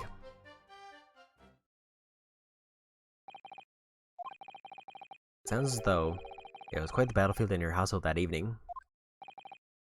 Although an entirely one-sided assault, it seems.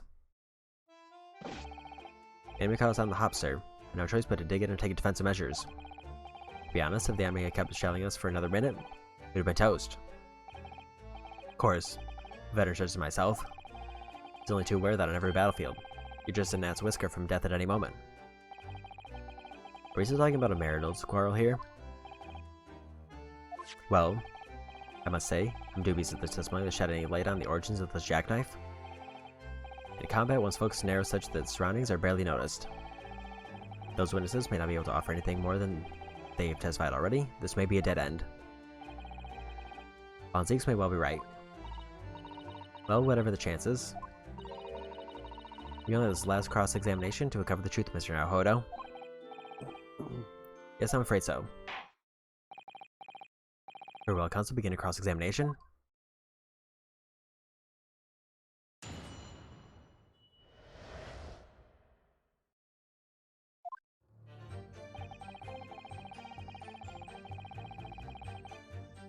Hold it! The reason is what you told us yesterday, I believe. Yes, that's right. If I remember correctly. I was sorry because of the note that was tucked into a page of a book belonging to Mr. GamerDLM. A rather passionate note, in fact. But Mrs. GamerDLM found the note discovering her husband's little secret. She gave him a mighty number of slaps across the face for it, too. What a sordid state of affairs. Hell on earth. I say when a chap says he can't recall such things, it's common decency not to drag it all up. And besides, half of it was wide of the mark anyway. A likely story. These waters run very deep. What would transpire next? After these multiple blows to the face?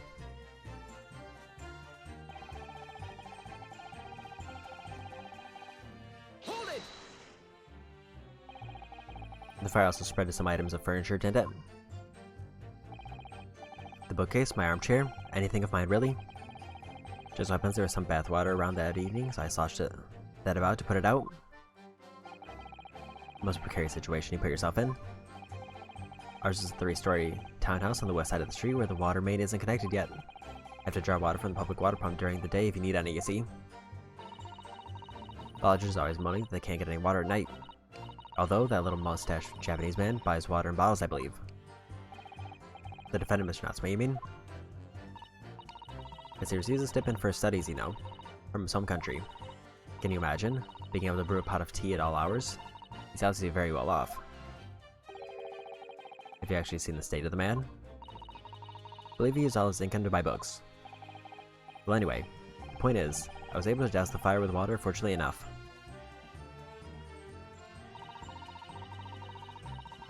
Hold it! Even though the room was on fire. As far as I was concerned at the time, it's more important to extinguish my anger than the flames. When a woman wants to throw, she must throw. That is most certainly not true of a Sato takedown, Mr. Naruhodo. How did she know I was thinking that? So please cast your mind back and try to remember. Was a knife among the items you threw at your husband that day? In all honesty, I don't recall. But I feel let's point out that I'm no monster. Let me see, some bread, a cabbage, garlic, a towel, sponge, napkin. Excuse me. Do you have something to add, sir?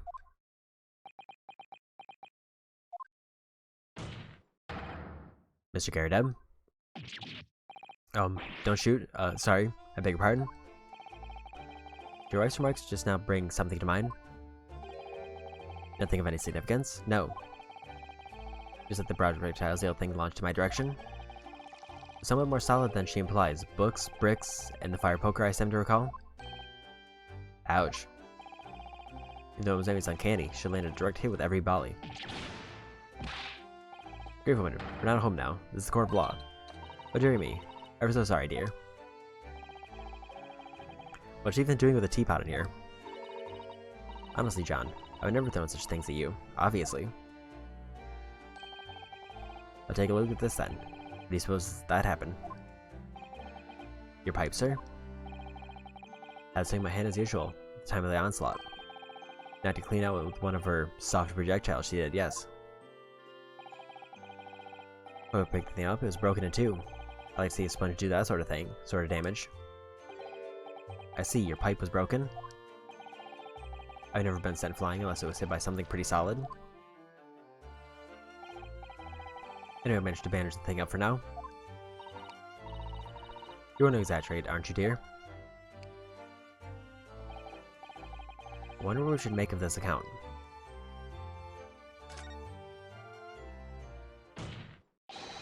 The defense believe Mr. Garrett's remarks just now to be of great significance. Objection! So our veteran's words only tell us one thing. Betrayal of our wife and pipes, whose those hearts may be broken. Sentimental wisdom perhaps, but hardly worthy of adding to the formal testimony. Indeed, common sense, one might say. Might one? In that case, would you at least permit us to examine the pipe, sir? Well, I don't see why not. But dearie me, there you go again, trying to ingratiate yourselves with a young lady? Very well. The court will accept the gentleman's pipe as evidence. Mr. Garrett's pipe apparently fell to the floor during a domestic dispute he had with his wife and broke. I would speak out of turn, Mr. Naruhodo. I was just feeling rather disappointed for you that your request was turned down. Oh no, it's fine.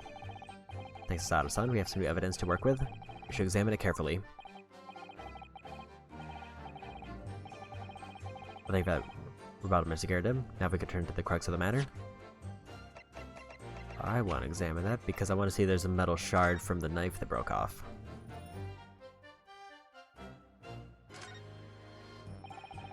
There's a small nick out of the bowl here, look. It appears to have been made relatively recently. Let's see how there are little scrapes and dents all over it. It's clearly a well-loved pipe. Yes, you're right. It seemed to me recently that being well-loved goes hand in hand with getting some battle scars. The pretty nick is catching my eye though, because it's clearly new.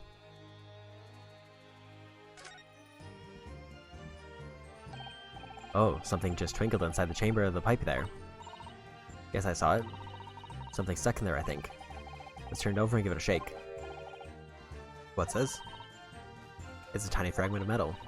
It looks like the tip of a blade or something. The tip of a blade? Surely, it couldn't be.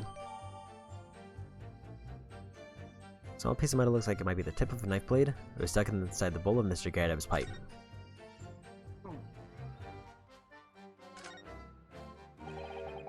It looks to be in a sorry state with that bandage around it, doesn't it? But for some reason it feels slightly ominous to me, like it's trying to shout out a warning.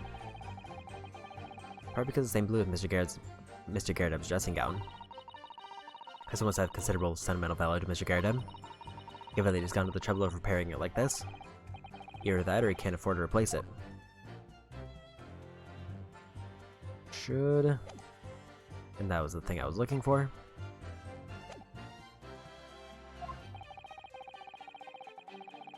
What can you tell the court about the knife used to attack the victim?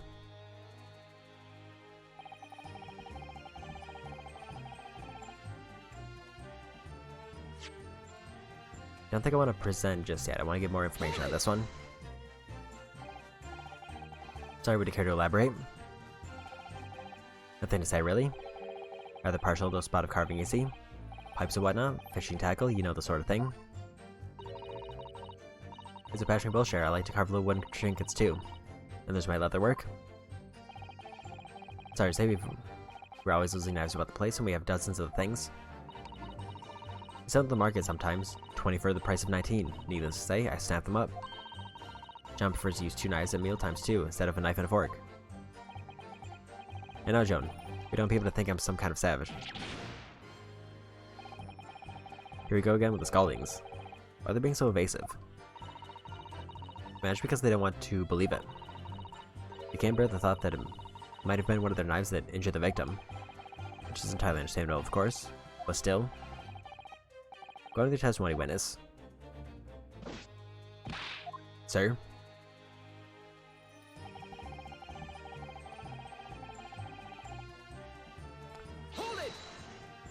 Press this one. So you have no intention of admitting it was your knife, unless we can produce proof.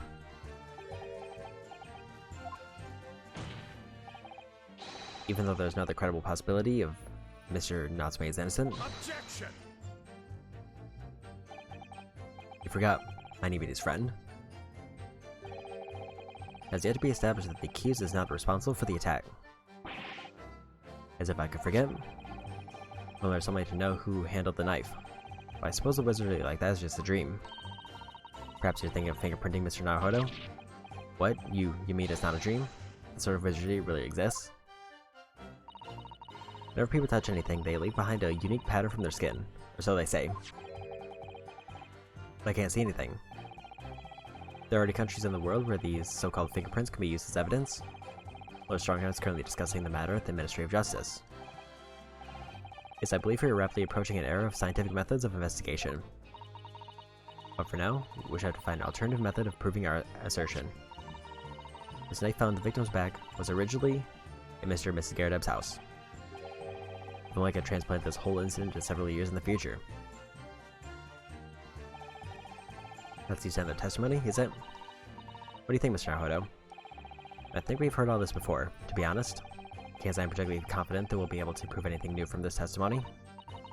But in this cross-examination, it's absolutely essential that we establish how this knife came to be at the scene of the incident. Yes, I know. I'm sure both of them must be feeling very worried. Worried that it was in fact a knife belonging to one of them that had caused the victim's injury. If we could find out even a tiny shred of evidence to support that theory, it would clinch this trial for us. It would explain everything. Yes, it would. But for Saki-san's sake, we must. We must find the last crucial piece of evidence. I think I want to present the metal shard on the last one.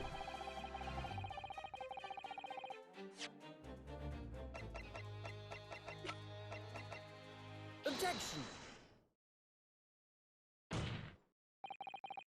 Mr. Garredeb, could I ask you to take a good look at this, please? You can ask, but I can't see a bally thing. You can't? You used to call me Dead-Eye Deb back in the regiment, of course. But that was some time ago now. Even I'm trying to enjoy a large print book by the fire these days. I struggle to tell a B from a D and a P from a Q, to be honest. Oh, he does, dear me. It's rather wearing being asked about every other letter and every other word. You must be very dozy. What is that? A tiny scrap of metal? Yes, almost certainly from the tip of a blade.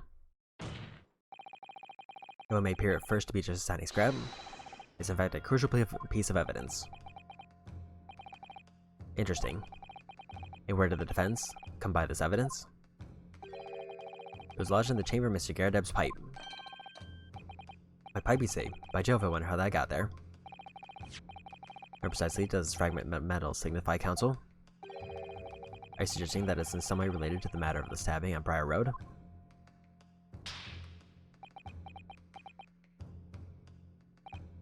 I am. What? Put together with another piece of evidence already in the court record, I believe this tiny fragment metal will unravel the whole truth of the case, my lord.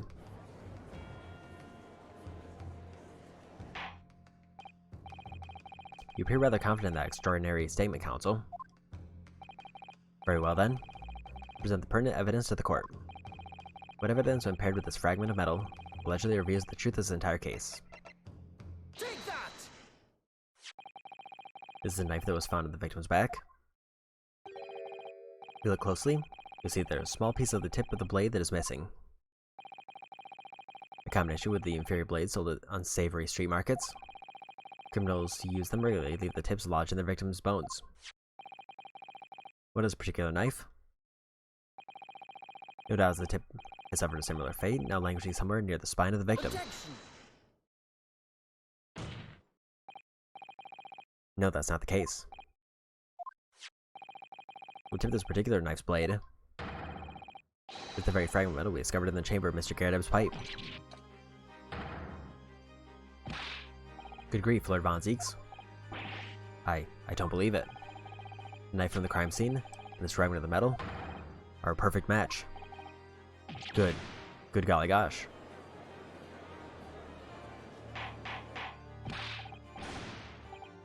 Is this some sort of Eastern sorcery? This is no magic, my lord. This is a miracle. A miracle? So Von Zieg's figured out, has he?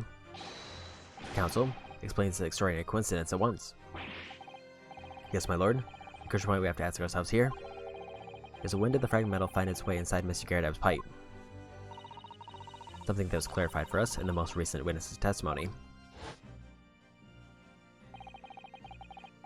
As in my hand as usual at the time of this onslaught, not to clean up with one of her soft projectiles she did.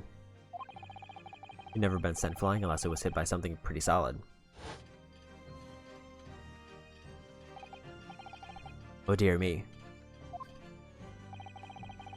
During the argument between these two that occurred just as the victim was on the pavement below, Mr. GamerDLM flung this knife at her husband. However, the knife missed Mr. GamerDLM as to striking the pipe in his hand at the time, which caused the tip to break off. Of course. Good lord. Yes, and that is when the tiny tip of the blade found its way inside Mr. GamerDLM's pipe. The chances of that are 1,000,000 to 1. And yet there's no other credible explanation for how the tip of the blade ended up in your pipe. Then, after losing its tip, the knife ricocheted off the pipe and flew out the open window. In short, this knife, which fell from the window of the GamerDLM's house, is the very same knife that struck the victim in the middle of the back on the street below. Oh gosh, oh dear. Objection!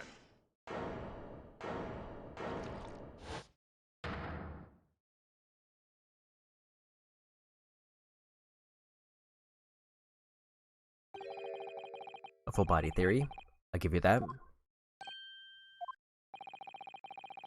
Complex bouquet of seemingly trivia points plausibly arranged to create almost passable vintage. Allow me to judge my learned friends, characteristically nipping his approach to bottling his argument. Sorry. But after all, it is just a theory. The bottle, I fear, is corked. Because you see, it's spoiled by an insurmountable inconsistency. An insurmountable? What? Or Van Zieks, explain yourself. What is the inconsistency you claim to have identified?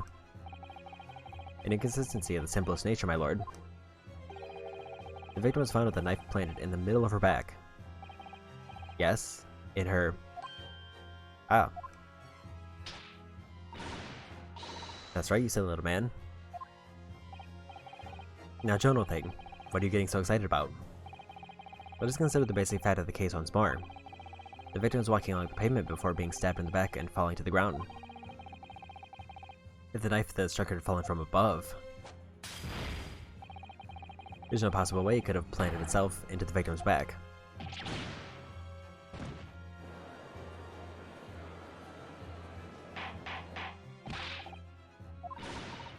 Alright, see, that's exactly right, and the knife had fallen on her from above, but it struck her on the top of her head.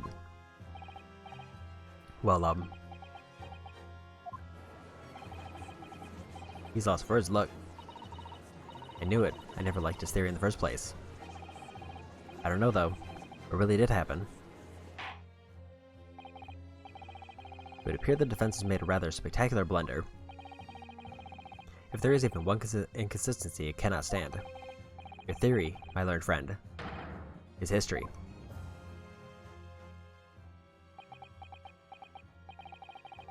We were so close. I could see the truth. I was so sure we were on the right track. But now the way has been blocked completely by just one simple inconsistency. Or in other words, you simply need to eliminate that one inconsistency, and the theory will stand. Mrs. Otto. You mustn't worry, Mr. Hodo. You were just caught off guard, that's all. Your mind went blank. But if the path you were on is indeed correct, then a way will present itself. The key to this is in the court record, I'm sure. All the information you need is there. It seems you had nothing to say, my Nipponese friend.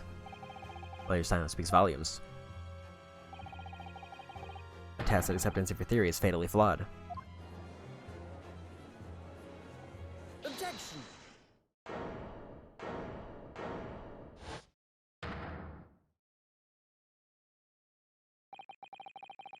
This inconsistency doesn't mean I was on the wrong track. It means that I need to sharpen my mind and dig deeper for the truth. It's a test. Yes, if the knife fell on the victim from above, there's no way that it could have hit her in the middle of the back. Under normal circumstances, that is. What are you implying? Counsel? There's a piece of evidence in the court record that can explain this inconsistency. That can explain how the knife that fell from above could have pierced the victim's back. We already have the answer. Goodness. Utter madness. Sure, this must be the last time. Counsel, present the evidence. Would you speak? This is the last inconsistency, the final piece in the puzzle. If I successfully make this, the truth will be laid bare at last. It explains how the falling knife became lodged in the victim's back is... the book. Take that! This, the fourth book found at the scene. This is the final piece of evidence the defense will present. The burn book. Is that Mr. GamerDLM's book? Yes, and to understand its significance, we have to consider how it came to be at the scene in the first place. This photographic print clearly shows the book in the question, and the victim holding it in her hand. But as we all now know,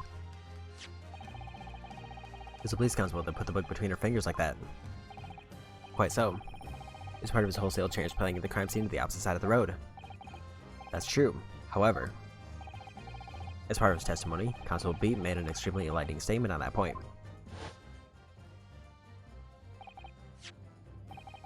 What made you place the book in the victim's hand? Oh well, that's because that's how I found it. When we first ran over to the scene, the victim was already holding the book. So when I moved everything, I made sure it was still in her hand. In other words, the victim had already picked up the book of her own volition. And clearly that must have been before she suffered the knife wound. Well, I should say so. After being attacked with a knife, I don't imagine she'd have been doing much of anything. So the question becomes, why did the victim have that book in her hand? By Jingo. I think I'm beginning to see what may have happened now. But dearie me. We know that the book fell from the top floor of the GamerDLM household onto the pavement below, at precisely the moment the victim was walking past. Yes, at exactly that moment, the young woman was walking along the street in the light fog, and all of a sudden, the book fell right in front of her. The book I threw.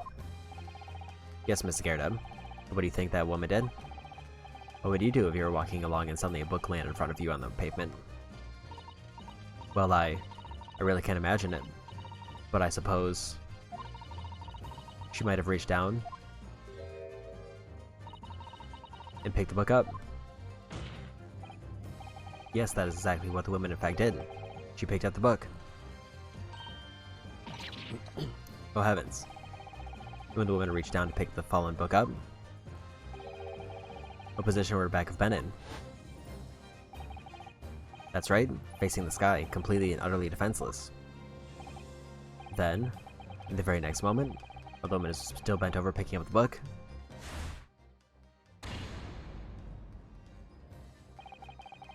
the next object fell from the room above, the jagged knife, straight into the middle of her back.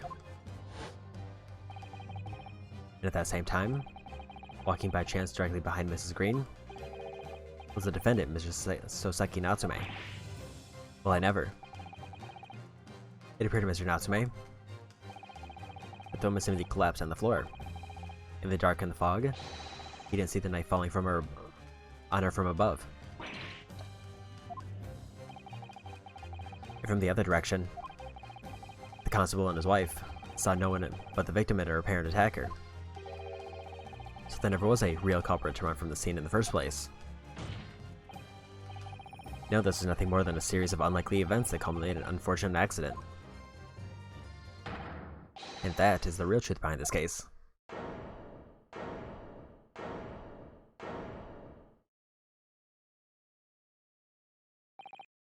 Well, Mr. and Mrs. GamerDLM.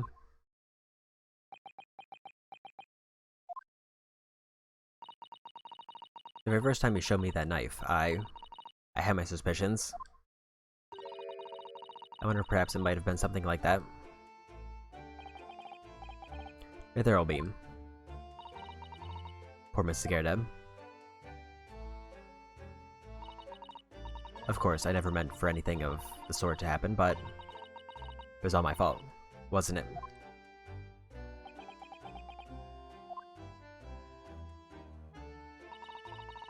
I take full responsibility. I let my anger get the better of me. I threw that book, and I threw the knife as well.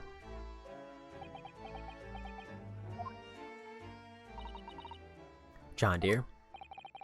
It's alright. I know. I'm ever so sorry. Truly.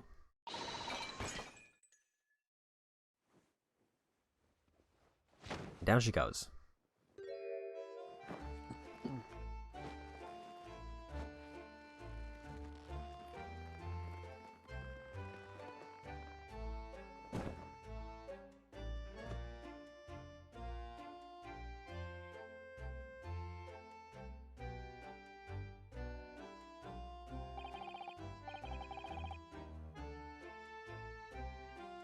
Lord Von Zieks, what news of Mrs. GamerDLM?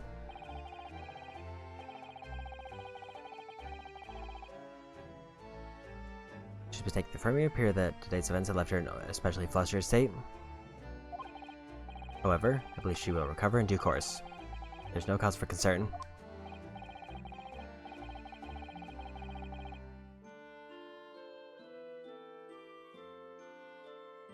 Yes, Albedos is so. The cause could have easily been a terrible tragedy. They should have to prepare themselves for the consequences of their actions. There's some good news, however, my lord. I just had word from the hospital where the victim is being treated. Her condition is improving steadily, and the doctor believes she will regain consciousness soon. It's strange. We've been talking about the victim all this time, but we've never once met her. How wonderful. The woman is out of danger, it seems. Yes, that is good news.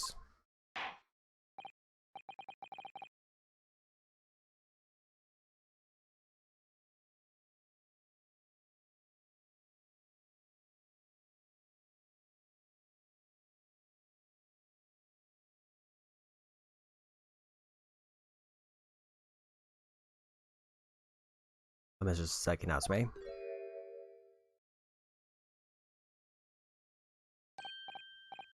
Yes. On behalf of my fellow countrymen, I'd like to take this opportunity to beg your pardon, sir. You came from a distant eastern homeland to study our great British culture. It have been repaid with immeasurable unkindness. Please accept our heartfelt apologies.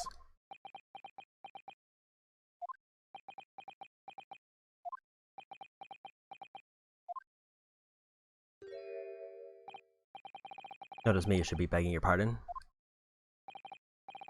Oh no, Mr. Natsume. That evening, when the woman just collapsed on the pavement before my eyes, I jumped to the wrong conclusion again. My confusion? What conclusion, sir? I was sure that the woman was dead. Yes, Council Beat said the same thing, didn't he? He thought she'd been killed too. I suppose she must have looked completely lifeless.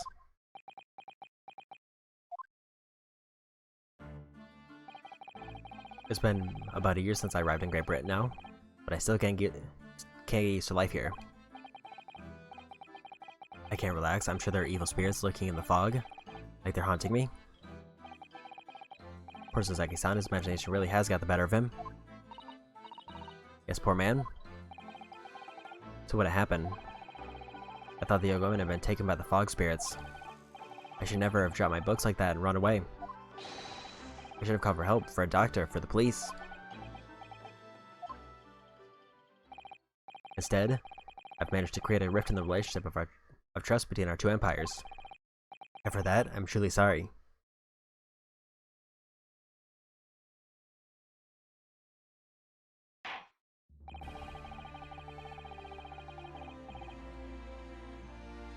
One can indeed say that some sort of mischievous spirit has been at work here, I think. One that created a chain of unfortunate mishaps. We were befooled by the spirit and led to a false conclusion.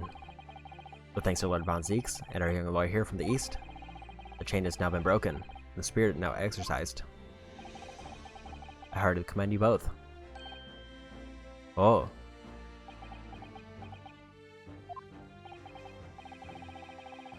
Now then, ladies and gentlemen of the jury. Yes, my lord. In concluding this trial, I must ask one last time for your decision regarding the defendant's culpability. Are you ready to present your findings to the court? As the foreman of the jury, I can assure you we've reached a fair and just conclusion. It is clear the truth can be extremely cruel at times. Well, I didn't suspect the woman next to me, that's for sure. Sitting in for the old bean while she's out of action, though, but I know what her decision would be. Does it mean I'll finally be able to get out of here and start work? Well, it's about time. I say I'll have a corker of a story to tell the grandchildren when I get home, won't I? Very well, ladies and gentlemen of the jury, I hereby demand your final decisions. Mr. Foreman? Not guilty. Not guilty. Not guilty. Not guilty. Not guilty. Not guilty.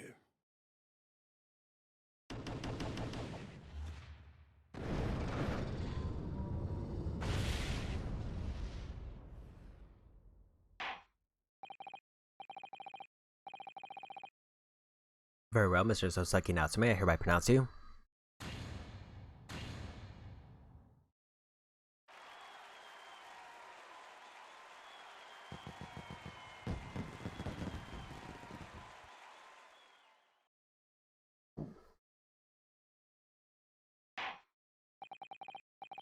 And finally, Mr. Natsume. Oh yes, Lord Sir. You're now a free man once more. It is my hope that you will continue to further your education in British culture. May you never again be brought before me. Oh yes, sir, of course. On my life, I swear I'll never set foot in a courtroom again. It's poured to tears. Thank you, counsels. Court is adjourned.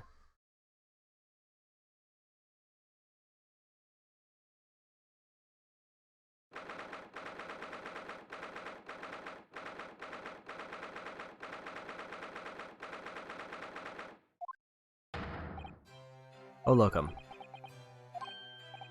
Wait, you mean me? Of course. Is there another locum here? Is there even one? Compared to the original locum student, Mr. Hoda Esquire, your name has become rather short, hasn't it? What's wrong with using my actual name?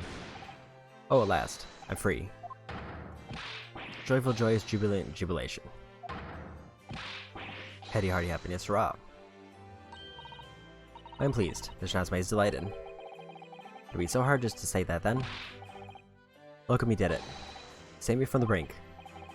Well, what happened to the poor woman was in no way your fault after all. It's good everyone can see that now. No, not that. Lovely loyal locum lawyer. Yes?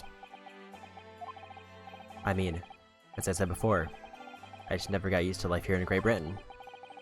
Every time I look over my shoulder, I see foreigners. I see towering brick buildings. From high up windows, I see them looking down on me laughing. Look at that little hunchback. Oh dear, I'm sure it's all in your head, Mr. Natsume. But today, the locum lawyer gave my gloom the boot. You stood firm behind that baronial bench before all those babbling British. Battle to the bitter end, laying bare the baffling truth.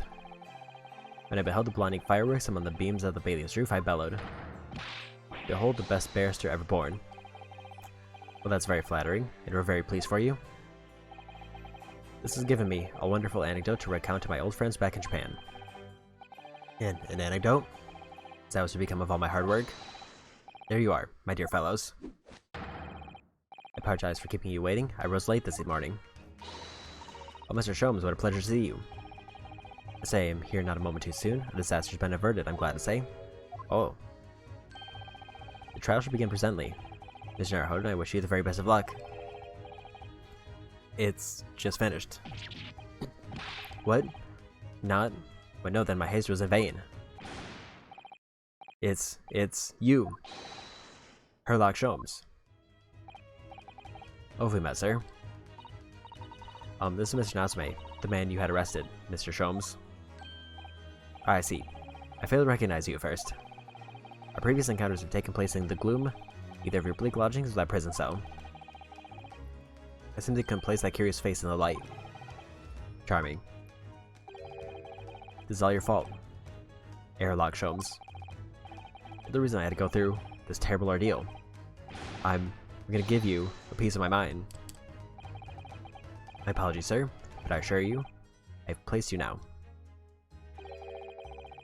You're the fellow who abandoned that poor young lady and ran off, are you not?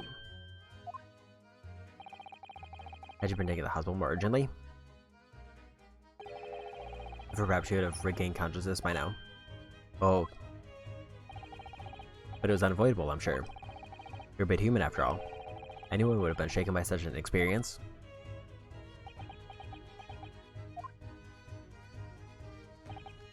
I do feel very badly about how I behaved. Never mind now then. What was it you wanted to say to me, sir? Nothing. Priceless. Well, I'm sorry. Really sorry, but that was quite priceless. Poor Sasaki-san. Still on the bright side, you had an extremely entertaining experience without paying a penny. And it would seem you were not even found guilty. But there is no bright side. Whatever do you mean, Mr. Natsume? Even after this, I'm still cursed by these spirits, and now by the Reaper. Ah, Lord Von Zeeks. I haven't forgotten, you know. Oh, facing that man in court means, even if you're found not guilty, you're still doomed. You'll be alright, Mr. Natsume. If the Reaper appears trying to make more trouble, I will protect you.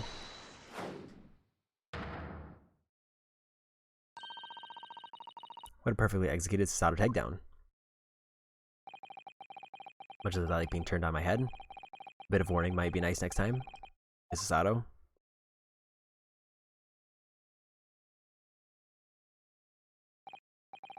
So, Mr. Natsume, what do you intend to do now? You mentioned something about recounting your experiences to your friends back in Japan.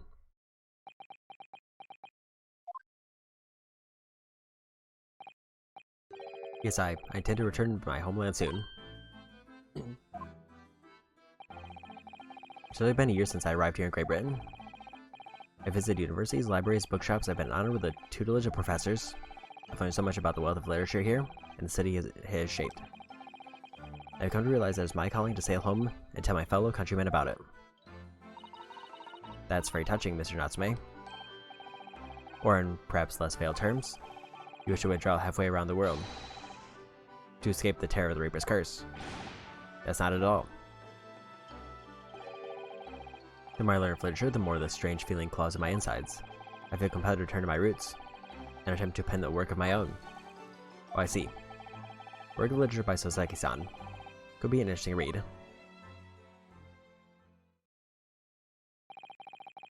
What about Mrs. Sato and yourself, Mr. Naruhodo? Sorry, what about us? We returned to Japan alongside your mustached compatriot? Why would we? The week is not yet passed since we arrived in London. And only now does it feel as though we finally found our feet. And you're accommodated in a hotel at present, are you not? That's right. We need to find lodging before it bankrupts us. I've calculated we can only afford another 10 nights before our entire budget is exhausted. Well then, you could take my lodgings. Oh, the windowless room. How about what it lacks in windows? It more than makes up for it with a floor, a ceiling, and walls. Great. You must so happy to leave behind the cursed evil spirit? Am I an evil spirit? Oh yes. I try to suffocate you while you sleep. It's an infallible wake-up call. Well, we'll think about it, if that's alright. Perhaps I can offer a more welcome alternative. Would you consider taking lodgings with me? Really? Well, the vacancy has conveniently presented itself. Those up in the attic, I might add. Are you sure it isn't just a storage loft? I spoke to the landlady this very morning on the matter of price, and Iris is cleaning the room as you speak. You must come at once. I presume you have no luggage to speak of. Oh, this is simply wonderful. What an honor to be invited to take lodgings in the Great Detective's office's attic. I'm too overcome for words. So suggesting we look elsewhere is out then? And it's settled. Iris will prepare a welcome dinner this evening. You must come too, Mr. Natsume. I insist.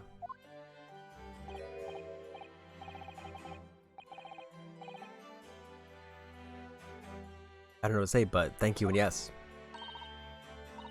Wonderful. Then I'll go and complete the paperwork for your formal release, Mr. Natsume. It shan't take long. Somebody's happy.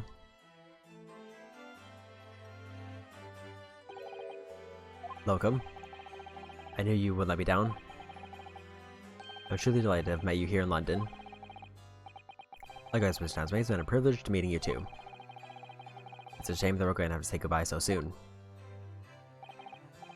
Well, I've come to realize that I belong in Japan. Welcome, we'll meet again one day. Yes, I'm sure. And hopefully by then, I'll be a successful lawyer. Hopefully by then, I'll be a successful author. Well, my dear fellow, our carriage appears to have arrived. Shall we go, Mr. Naruhodo? Yes, Mr. Sholmes. I've loaded out Mr. Natsume will be released in the time for dinner this evening. And so Saki-san's sentence is successfully established. We rode with Mr. Holmes to what was to become our new home, 221B Baker Street.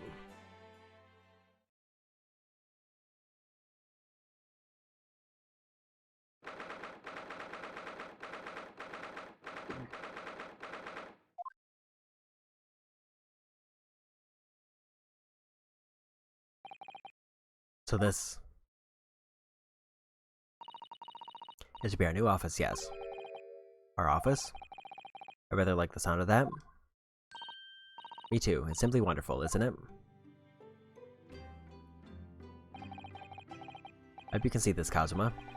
It's only a small step, but I like to think we're getting a little closer to your dream now. So, my dear fellows, do you like the place? Oh, Mr. Sholmes. Yes, thank you so much. It's a delightful room, Mr. Sholmes. I simply adore it. Good, I'm pleased to hear it. Iris and I are delayed to welcome you. Hope everyone's hungry. It's nearly time for dinner. Lead us soon, Mr. Natsume arrives. We have a lot to celebrate. Iris, you must let me help you. Alright then, Susie. You can be in charge of the salad. Splendid.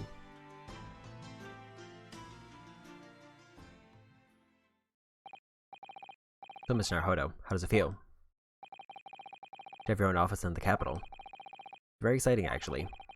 I can't help wondering what adventures await us. Those are precisely my sentiments when I first established my office at these premises. Until I discovered the dark truth about the city of London, that is. Sorry. London is a glorious place, full of wonder, opportunity, prosperity, and mirth. With the brightness of lights cast the dark of shadows. Shadows? What do you mean? Well, I believe you're well aware of the murkiness that lies behind London's facade already. So once again, Mr. Naruhodo.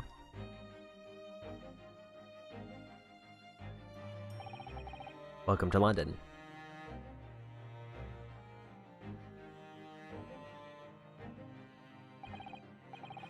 Of course, at the time, I had no idea of the significance of those words Mr. Holmes so casually spoke, but it wasn't long before my turn came to lift the facade and see the true depth of the murk that lay behind it.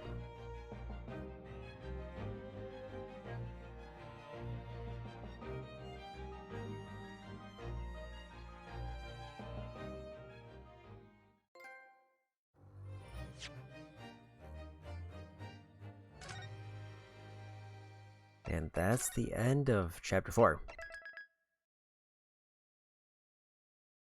Only one chapter left and then I'm done in the game. But unfortunately, I may have to call it here. Because I do have some food ready and this chapter went in a lot longer than I was expecting. So that being said, let me see who's on.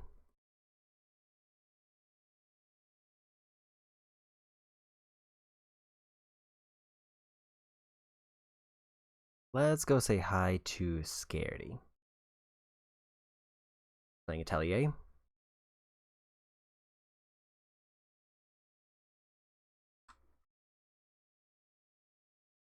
And as much as I would like to have finished this today, it just went on a lot longer than I was expecting it to, and I imagine Chapter 5 will probably be even longer. I imagine there will be at least 2 streams of that, even if I try to go along with them. So that being said, my next planned stream though will have to be Friday, unless I decide to work on a few smaller streams to finish this up. But I wouldn't count on that. So Friday will be the release of Kirby, and then I might focus Kirby for the next couple streams, and other than that, I'll be bouncing around between Horizon Forbidden West and Stranger Paradise, and I'll try to finish this up sometime in between. I will say I'll try to put Great Ace Attorney, at least the first game, above Strangers of Paradise in priority. But Horizon is definitely one that I want to keep working on because I'm halfway through now. And if I were being extremely idealistic, I would like to finish up either Kirby or Horizon before Chrono Cross releases. But that being said, that's going to be it for me today. So, go say hi to Scaredy. Bye-bye.